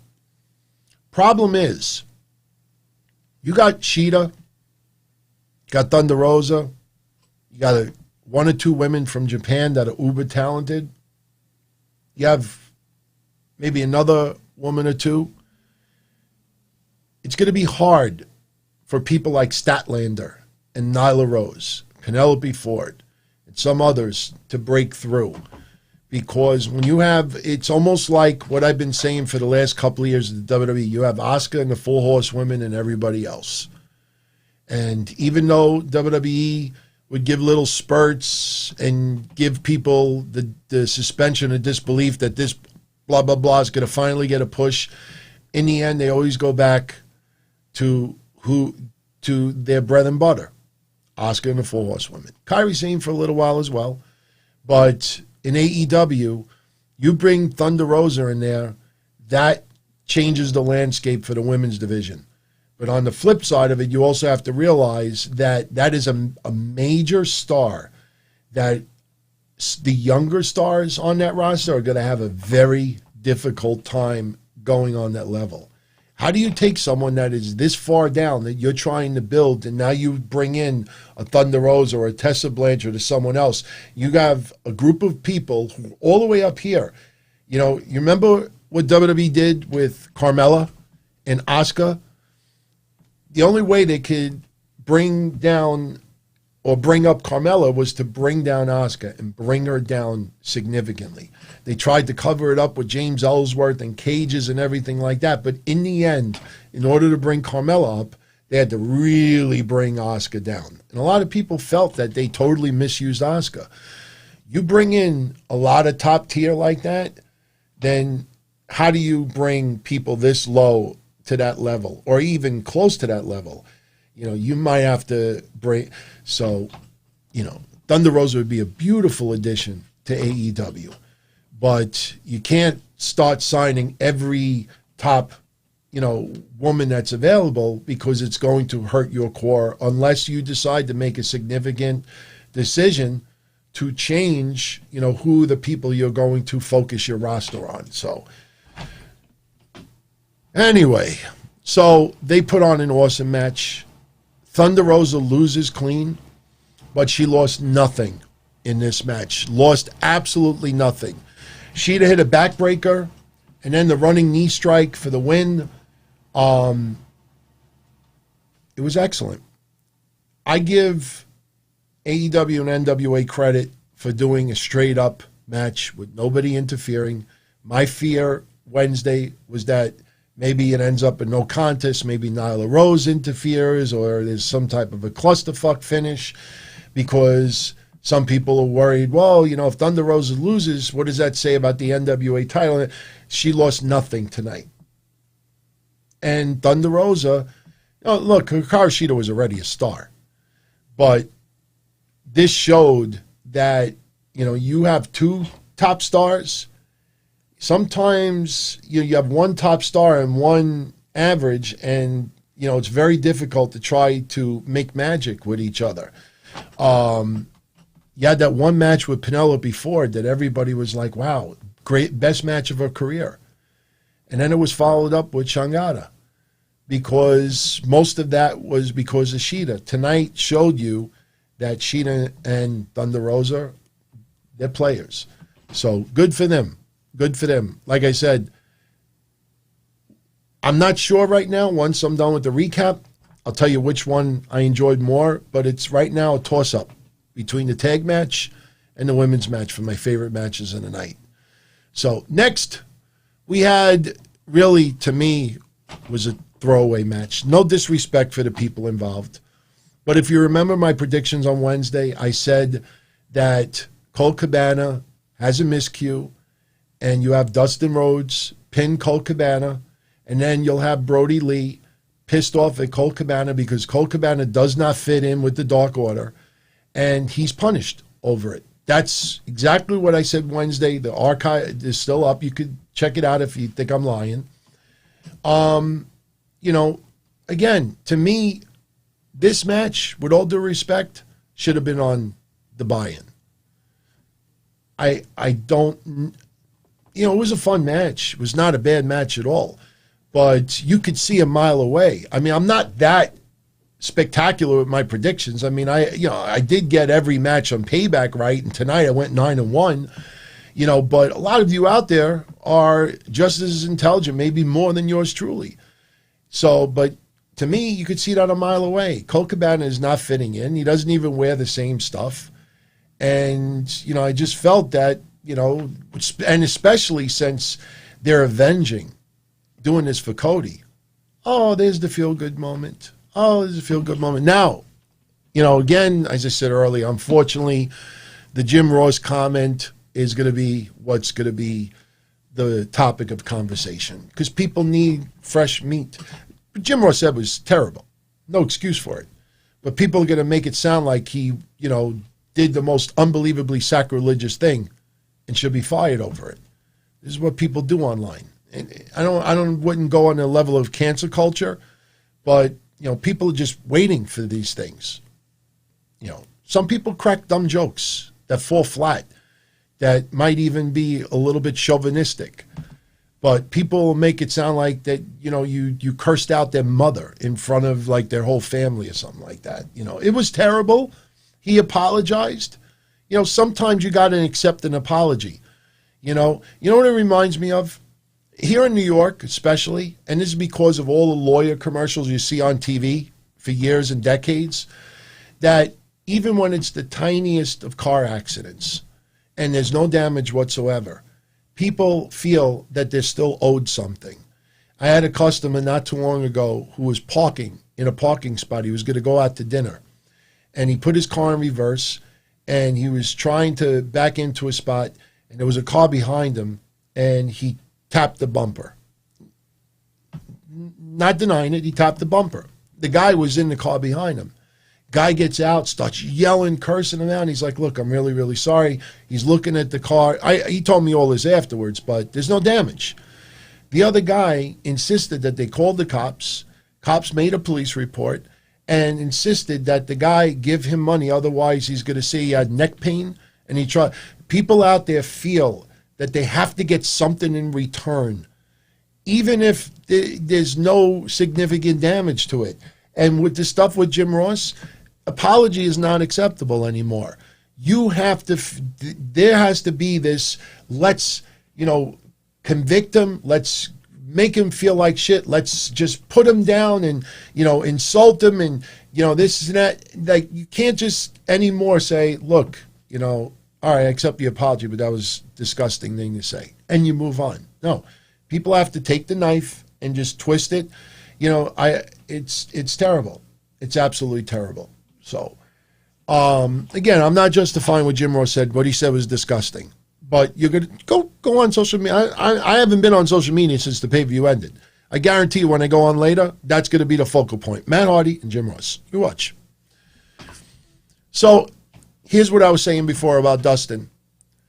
That the last time Dustin Rhodes had a title shot for a singles title was the Royal Rumble in 2016. All right, 4+ years, that's pretty significant. I checked it as much as I could tonight, and it appears that it is correct.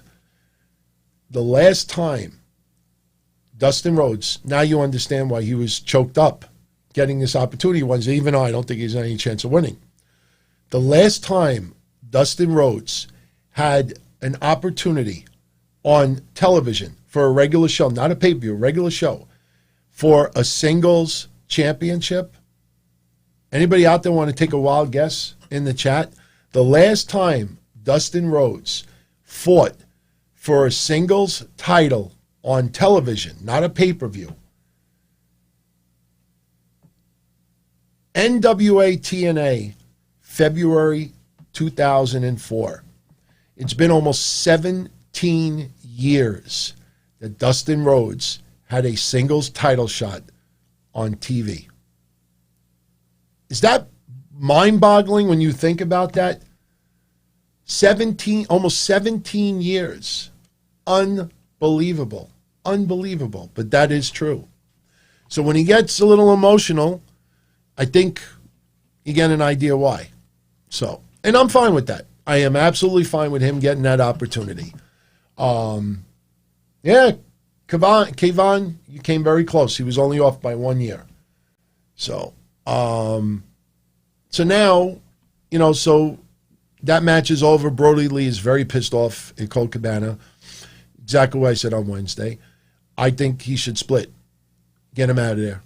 It just never fit in the first place, and I don't think there was any necessary for him to be in there. I wouldn't be surprised on Wednesday if Brody Lee forces a little bit more punishment on Colt Cabana. But it just never fit in the first place. I don't know why. It almost feels like, okay, we got to put Colt in some type of a storyline, so we'll give him that. But all right, next match. We're getting down to the wire. Going to wrap this up in 11 minutes. FTR winning the tag titles against Kenny Omega and Hangman Page. This was a wrestling clinic. This was old school. There were times where it was annoying me that the fans weren't into it more.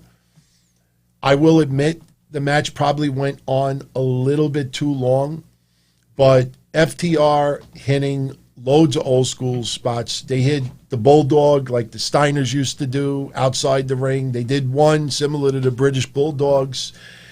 Omega and Page, early on, Kenny Omega, telling Page, you trust me? But, I think some people out there hopefully you understand what I mean by this. I think some people out there were a little disappointed in the pace of the match because it felt like Kenny Omega, even though Page hit that beautiful moonsault and, did some spots, but Kenny Omega and Hangman Page had to substantially slow their pace down to go with FTR. The wonderful thing about that is that's what big time stars do. You adapt, you change, you tweak your match to go, better with your opponents. FTR, their ground, they hit moves obviously too, but they're not high flyers. You look at Omega and Page versus the Young Bucks, or Omega and Page versus the Lucha Brothers. Then you look at Omega and Page versus the Butcher and the Blade or FTR, and you could see the difference in the matches. I don't think a lot of people, you know what, Daniel Price, that's a great example of a match. Arn Anderson versus the Great Muta for the WCW TV title is a great example of two different styles, just adapting to each other. Arn Anderson wasn't going to suddenly be his crazy high flyer. Muta had to change his style more, but it worked. This match, again, I get a little frustrated at the number of 2 and 98 out of 100ths of a count. Having that 1, 2, and then that extra pause, and they're only doing it because the wrestlers insist they got to wait to 2 and 7/8 to kick out. Some people, it just doesn't look that great. And it was done too much tonight, and every time it's Excalibur. No! Oh, so close. It's always Excalibur with the follow-up when it's 2 and 7/8. And it gets annoying when you see that 7, 8, 10 times in one night. But they put on a wonderful performance tonight. A lot of psychology, a lot of storytelling. Kenny Omega, getting his leg injured and, basically not being able to stand. There was a couple of times where Hangman Page was knocked outside the ring, and it seemed like he was taking his sweet-ass time, but the match was excellent. I think it might have gone 5 minutes too long. You had some wrestlers kicking out of way too much. And good example, go back and look at QT Marshall. QT Marshall got hit with 3 or 4 finishers, one after the other. And it's not because I don't like QT Marshall, but go back and you'll know exactly the moment I'm talking about. 3 or 4 finishers, and he still kicked out. And sometimes, it gets a little bit in the ridiculous department.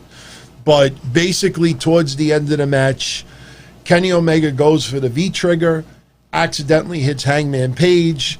They then, I think it was Wheeler who hit the chop block to Kenny Omega, selling the leg injury, hit the mind breaker, and ultimately you had FTR winning the tag titles. Sam, it's not that I don't like QT Marshall, but they have him on TV at some point he was a major star in pro wrestling. It doesn't make sense.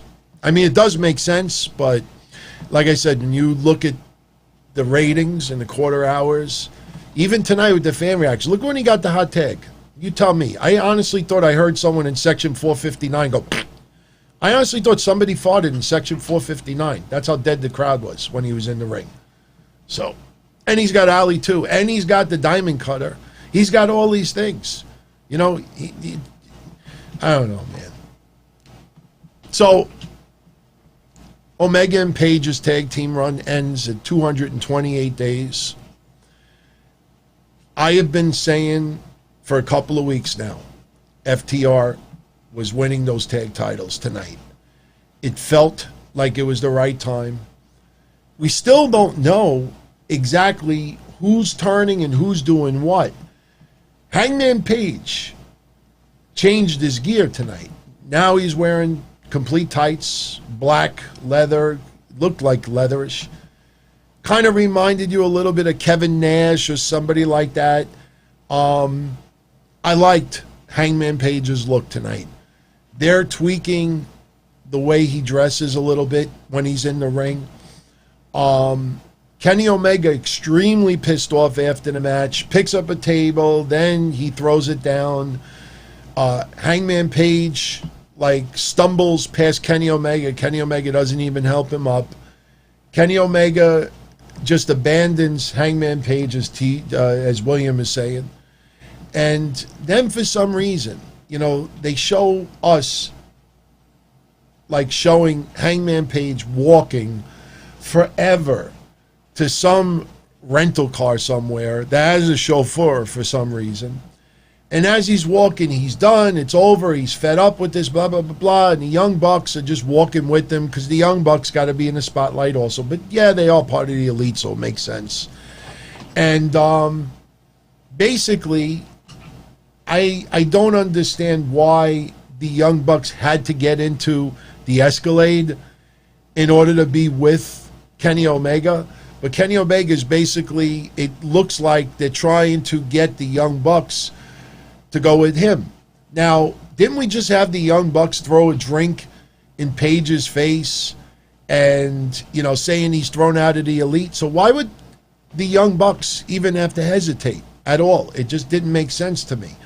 But, Kenny Omega, the storyline is, giving the Young Bucks an ultimatum. So remember the storyline I came up with on Wednesday. Let's see if Cody is a factor in all of this. But something is going to give on Wednesday. Remember, the next pay-per-view is November 7th. That's 2 months from now. 8 weeks happens a lot quicker than you think. So, something's going to give on Wednesday. We'll see what ends up happening. But, FTR as your tag champs, I tell you, man, of 2020, FTR's run in AEW so far is probably one of the better successful runs so far for anybody, for any promotion. Now, am I saying that their main event ticket, selling tickets and crazy merch? No, I'm not saying that. But I'm saying that, especially with COVID, for all of these months, there hasn't been a lot of people that have really, showed up in a new environment and adapted extremely well. Some people who already, like Sonya Deville comes to mind, Asuka and others, some people have really excelled during the COVID era. But I don't think a lot of us expected FTR to fit in this well. But very old school. And as much as I criticize AEW for some stuff tonight, they deserve the praise for the way FTR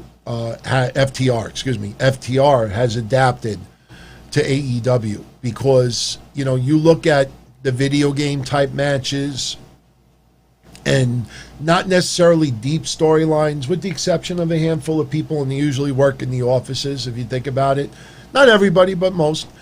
FTR is somebody who has fit in really, really well, and it goes to show you that you don't have to do flippy to be over at AEW.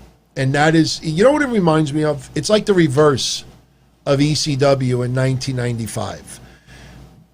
When I was a huge ECW fan in 1995, the stereotype was blood, guts, barbed wire, chairs, tables. Everything was, that hardcore garbage. That's what the stereotype was for ECW in 1995. They brought in Dean Malenko, Eddie Guerrero. They brought in Rey Mysterio, Juventud Guerrero, La Parka for a little while, Psychosis, Conan. And it showed you that AEW can have matches that is straight up technical wrestling, a little bit of high flying, but no hardcore. Even though some of them did have hardcore matches. Sandman and Conan had one brutal match one time. Conan was getting, Singapore cane shot after Singapore cane shot to the head. But it showed you that you can have non-hardcore in ECW and it work. This is kind of reverse of it. I'm not saying that AEW is hardcore, but here you have two guys that are not your typical high flyers, spot monkeys, as some people like to use, spot fest. No, these are guys that, can hit some power moves, but they're straight up technical wrestling, smooth, ring presence, and it works, and it works well. So, very good, very good. I was very happy with that match. Again, maybe you've gone a little bit too long, but I'm fine with the outcome. Let's see what happens on Wednesday. So, finally, we get to the last two matches, Jericho versus Orange Cassidy. This match, I think people will agree with me when I say this. This was really not much of anything. They had it looked like a hot tub, filled with liquid. Didn't look like Mimosa, but it was filled with liquid. And, teasing a lot of gaga in the match. I mean, they did brawl and they did hit a lot of moves. Jericho hit his signatures. So did Orange Cassidy. But it was straight up a gimmick match. I mean, honestly, this felt like a match to bring you back down after just having that tag team match. But it was a fun match. I enjoyed it. That was the only match that I got wrong as far as predictions. Now, I did say that Jericho would go into the drink. He was going to go into that mimosa. But he just laid there. I expected him to be like acting like he's drowning, flapping around, splashing, but he just laid there. Like, and he used to say, drink it in, man. Drink it in. Like, he just laid there. I mean, I don't know. Maybe it felt good. But, Orange Cassidy wins the rubber match 2-1. Davey, I get it. He was selling the Superman punch. But the minute he hits the liquid, he should be flapping around and, making it a little bit comical. If you're gonna sell a Superman punch and just so happens you're laying on your back and you're looking at the stars and you're not like a bad Tom and Jerry cartoon where you're just sinking into the water, he should have been a little bit more animated once he fell in there. Even if it was a few seconds and then he got, he woke up and realized where he was and then he's like, trying to get out of there. It just... it was a fun match. I mean, I don't think it needed to do any more. It did what it needed to do. Give Orange Cassidy and give even more Chris Jericho a lot of credit, because I have pointed out in the past that their quarter hour about 2-3 months ago was the lowest quarter hour in the history of AEW. AEW was persistent with it. They stood with the program. They had their 2 matches, Jericho, skits. Some of the skits were horrible. You remember that. Remember him with the towel and conveniently opening it up and it's Orange Cassidy and nobody knows. I mean, some of it was, let's be honest, was pretty bad. But they kept at it. And in the end, they were successful. I mean, you got to give both of them credit. And you got to give Jericho credit also, because Jericho shows he is not selfish. Because trust me when I tell you, I don't know the details of the contracts in AEW. Something tells me that Chris Jericho does have some creative control for his character in AEW. And Chris Jericho showed that he can eat a couple of losses with the goal of bringing someone up to another level. And Jericho helped Orange Cassidy tremendously over the last couple of months. I understand Orange Cassidy is already tremendously over with fans. I have supported him. You remember early on when I was doing these shows, laughing at goofs that thought that Orange Cassidy would just put his hands in his pockets and nothing else. Never bothered to go on YouTube and see the stuff he actually could do, stuff he's done for Joey Janela's and the GCW and all these other. He's done a lot of stuff. But, now he's no longer just hands in the pockets, lazy, doing the things that he does. The guy actually could go. And he could talk too. He's not a mute. So Jericho helped Orange Cassidy a lot here. And I don't know if anybody else in AEW could have done that to that level. Orange Cassidy is a star, but Jericho is a larger-than-life star. And who else in AEW could have taken that role and bring Orange Cassidy up another notch? Not many. Not many people. So, Devin, we're just about done. I think 5 minutes, and I'm out of here. I look, so many of you out there are enjoying the show, so, I take my time a little bit more. And I absolutely appreciate the fact that you all took the time to hang out tonight, especially live since I know there's so many other shows out there. But I try to keep it real, man. I just try to just keep it straight up and real. So finally we get to the main event. Jon Moxley versus MJ. Oh, we forgot one announcement. We mentioned it earlier when AEW took a little shot at WWE because of the Twitch thing. Penelope Ford and Kip Sabian are quote-unquote engaged. And on Wednesday, we're going to find out who Kip Sabian's best man is. Now, my honest opinion, first of all, and I'm not trying to be a jerk, but I don't give a shit. Wedding storylines in wrestling usually suck. I have no connection to Kip Sabian. All right, he makes out with Penelope Ford. That's nice. So do I. With my fiance. I watch wrestling. Yes, there's entertainment aspects too.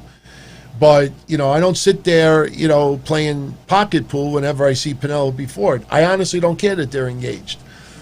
I mean, as far as storyline, if they're engaged in real life, good for them. Seriously. I really mean that wholeheartedly. We're just talking about what we see on television, not their personal lives.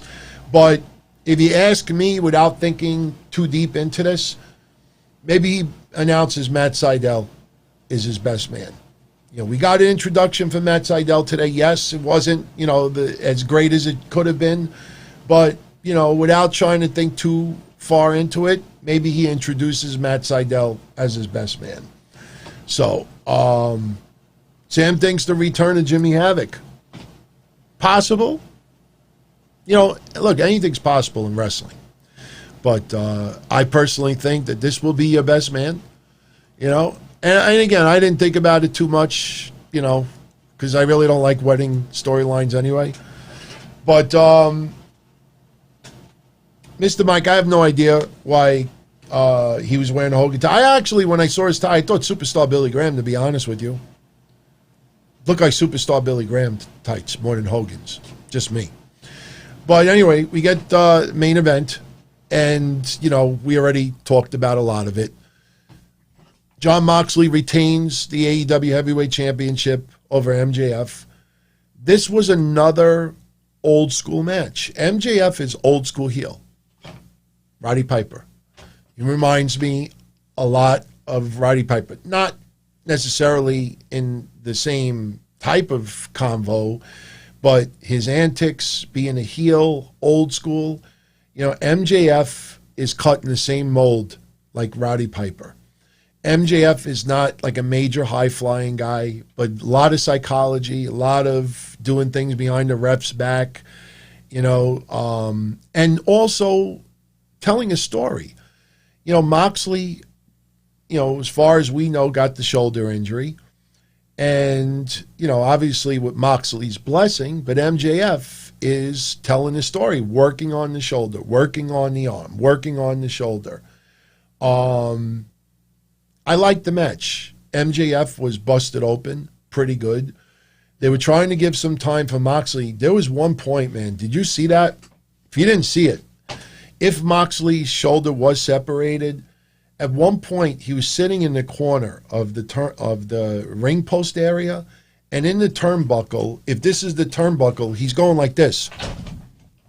Like slamming his shoulder like this, trying to get his shoulder back in place. Man, did that look like it hurt.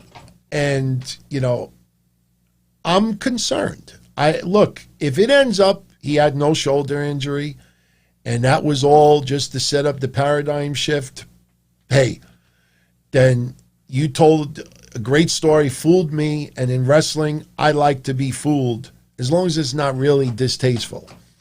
Problem is, you saw his shoulder at some points. It didn't look like Alexa Bliss, who's double jointed, and she can make it look like her joint's out of place. It looked like he legitimately injured himself. Again, it seemed like they had no audible if he got injured. We will know very, very shortly what the extent of his injury is. Now, as I said earlier, there's no reason for me to repeat it, but as you heard earlier in this broadcast, that if he needs to take an extended amount of time to recover from injury, the legal storyline makes complete sense. Mark Sterling comes out, shows the contract. He did the paradigm shift, whether the referee saw it or not.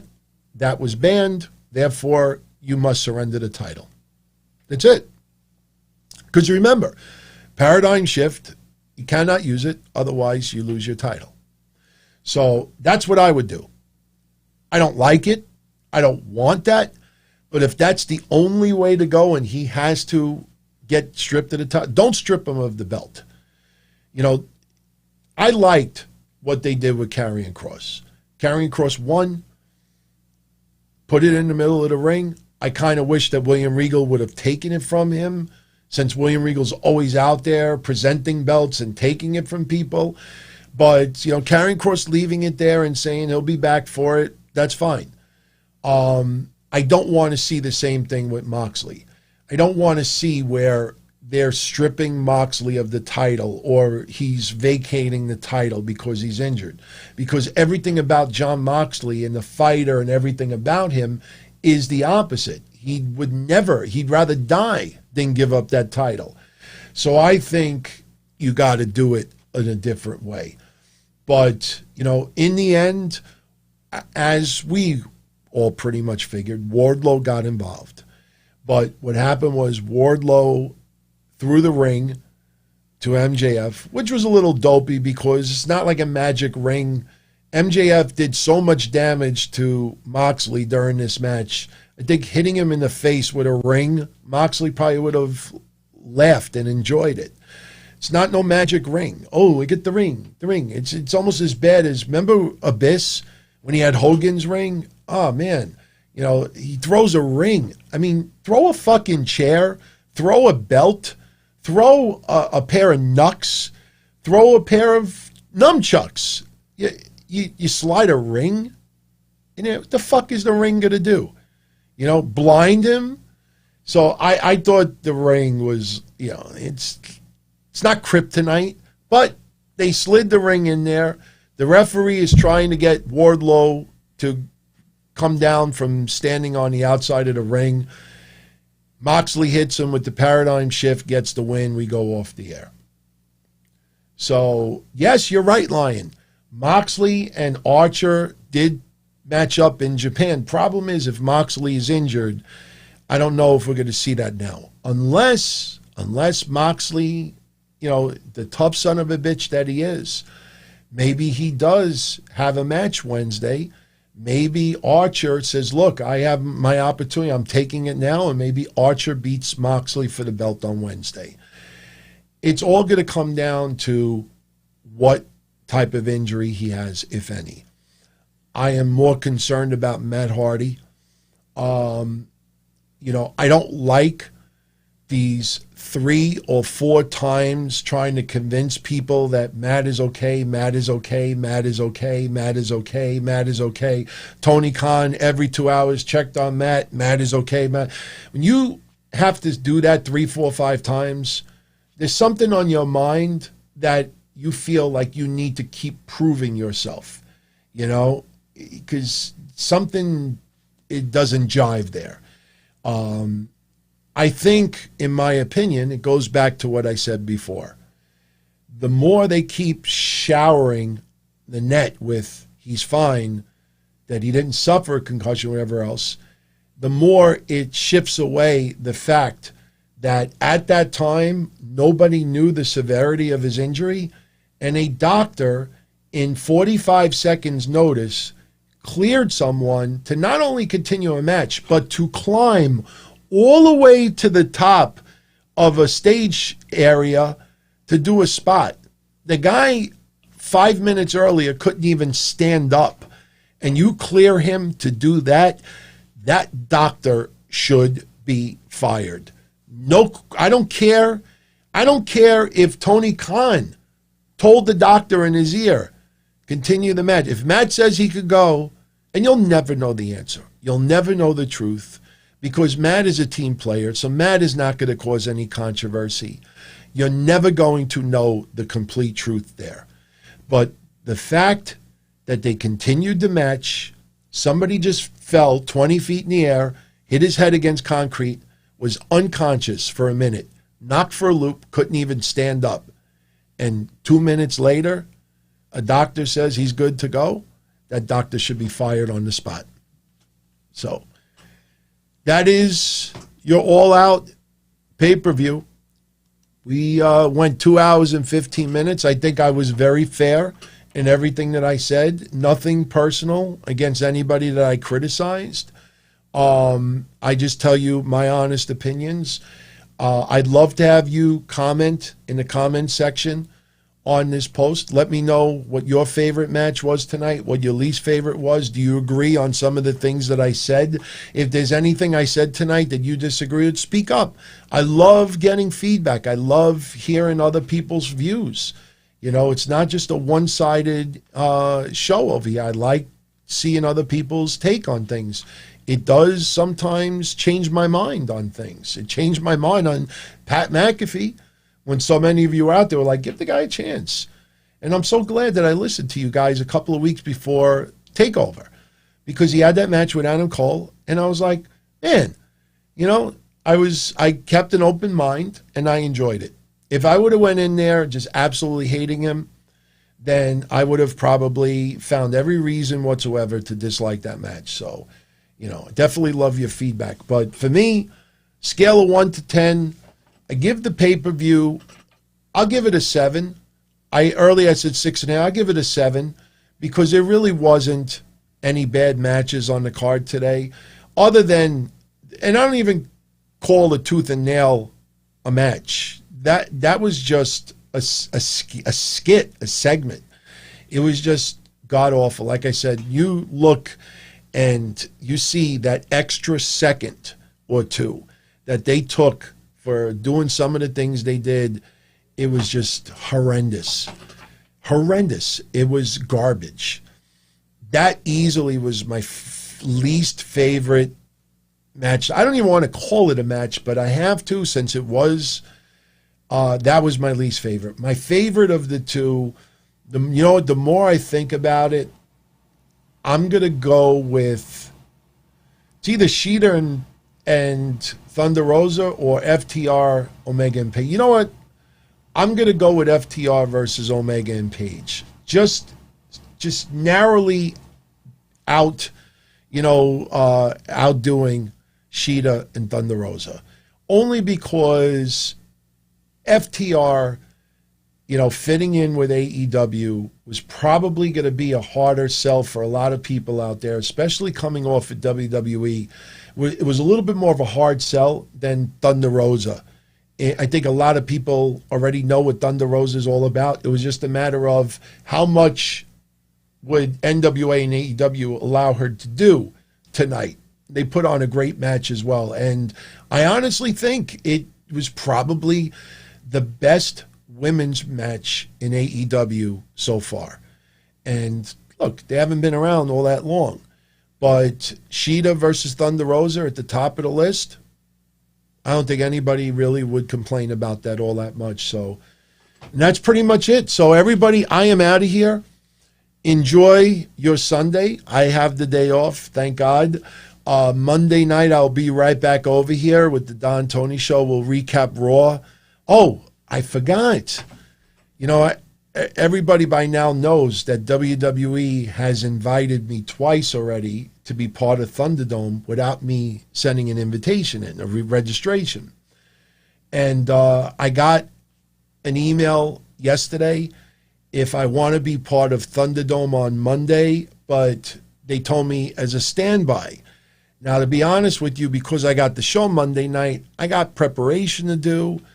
And yeah, I'll probably have to go through the entries for the predictions contest from tonight. So I am unsure if I'm going to be part of Thunderdome on Monday.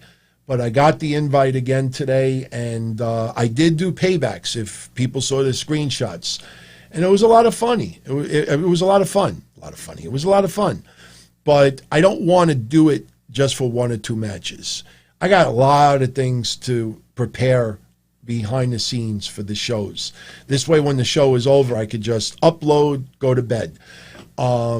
So if they bring me aboard for like the first hour or so, then, and it's a nice area, you know, I don't care if I'm seen on TV. But if you're going to put me in an area where nobody sees it, then what's the sense of me even being part of it for? Why? So I could see it through my computer instead of my television set? So we'll see. We'll see. And if I do it, yes, I will wear the Don Tony shirt this time, not the Gotti shirt. But let me know what you thought about tonight's show. I'm out of here. You know what? Before we go, I know there was one person, and it's obviously only fair that I mention him. Austin. He gave the pay-per-view a 6.5 out of 10, and he thinks Full Gear was probably worse in his opinion. Look, originally I did say 6.5 out of 10 tonight, but I put it up to 7 because, you know, you take away the Britt Baker match. I mean, there really wasn't anything really bad tonight at all. Some matches you might have just felt, you know, didn't need to be there. Maybe other matches needed. I personally think Santana and Ortiz versus Best Friends should have been on All Out instead of the Natural Nightmares, Scorpio Sky and Matt Cardona versus the Dark Order. Put them in a in the buy-in, and they could have put Santana and Ortiz versus Best Friends. The problem is, with the Broken Rules match, they didn't want to have another match like that. Yeah, the gimmick match with Jericho. You know, Moxley was going to be a little bit hardcore with MJF, so I think they just didn't want Best Friends and Santana and Ortiz to steal the thunder of those matches. But that's probably what I would have done. I don't think the Dark Order sucks. It's just, you know, it has to be used the right way. And I got news for you. Now, I don't think anybody's really noticing it all that much, but Evil Pizza Uno, you know, he seems to be working out because he looks like he dropped about 20, 30 pounds. I don't know if anybody else noticed that, but I was looking at him closely tonight, and I'm like, this guy's getting himself in some pretty damn good shape. You know, maybe it was just me, but it looked like you. Oh, and by the way, did anybody see what happened with that fan? When Moxley came out, you know, social distancing, can't go anywhere near the wrestlers. And they're told before they even do a show. When Moxley came out and he was walking through like the side of the building, you know, towards the ring, a fan out of nowhere just looked like just wanted to give him like a high five or something, and he got tackled. So if you go back and you watch it, as Moxley first makes his entrance for the main event, you'll see that fan come out of nowhere, and they just like tackled him, you know, which is a shame because that fan didn't look like he was doing any. But with COVID, you cannot take any chances. You cannot take any chances right now. So, but all right, everybody, I'm out of here, and I thank everybody once again. Stu Grayson, the standout. I haven't clicked with Stu Grayson yet. I do see what you're saying. Definitely a talented guy, but something needs to be tweaked with his character to get that connection, I think, with the fans at home. You acknowledge his talent without a doubt, but I think I need something more. I haven't clicked with Stu Grayson yet. So, but all right, everybody. Surprised I haven't lost my voice this last 2 weeks. If you think about the number of shows, I never in a million years ever thought I would be doing this many shows. But before you exit, if you don't mind, if you enjoyed tonight's show, give it a thumbs up. I appreciate everybody who tunes into the shows, whether it's live or on the archive. You know, if you haven't done so already, subscribe to the channel. We're going to start uploading little clips here and there. So this way you'll be alerted of it. And that's pretty much it. So give it a thumbs up, subscribe. I'll see you Monday night. So with that, everybody, I am out of here. Much love as always. Thank you for the support. I catch you all again Monday. Ciao.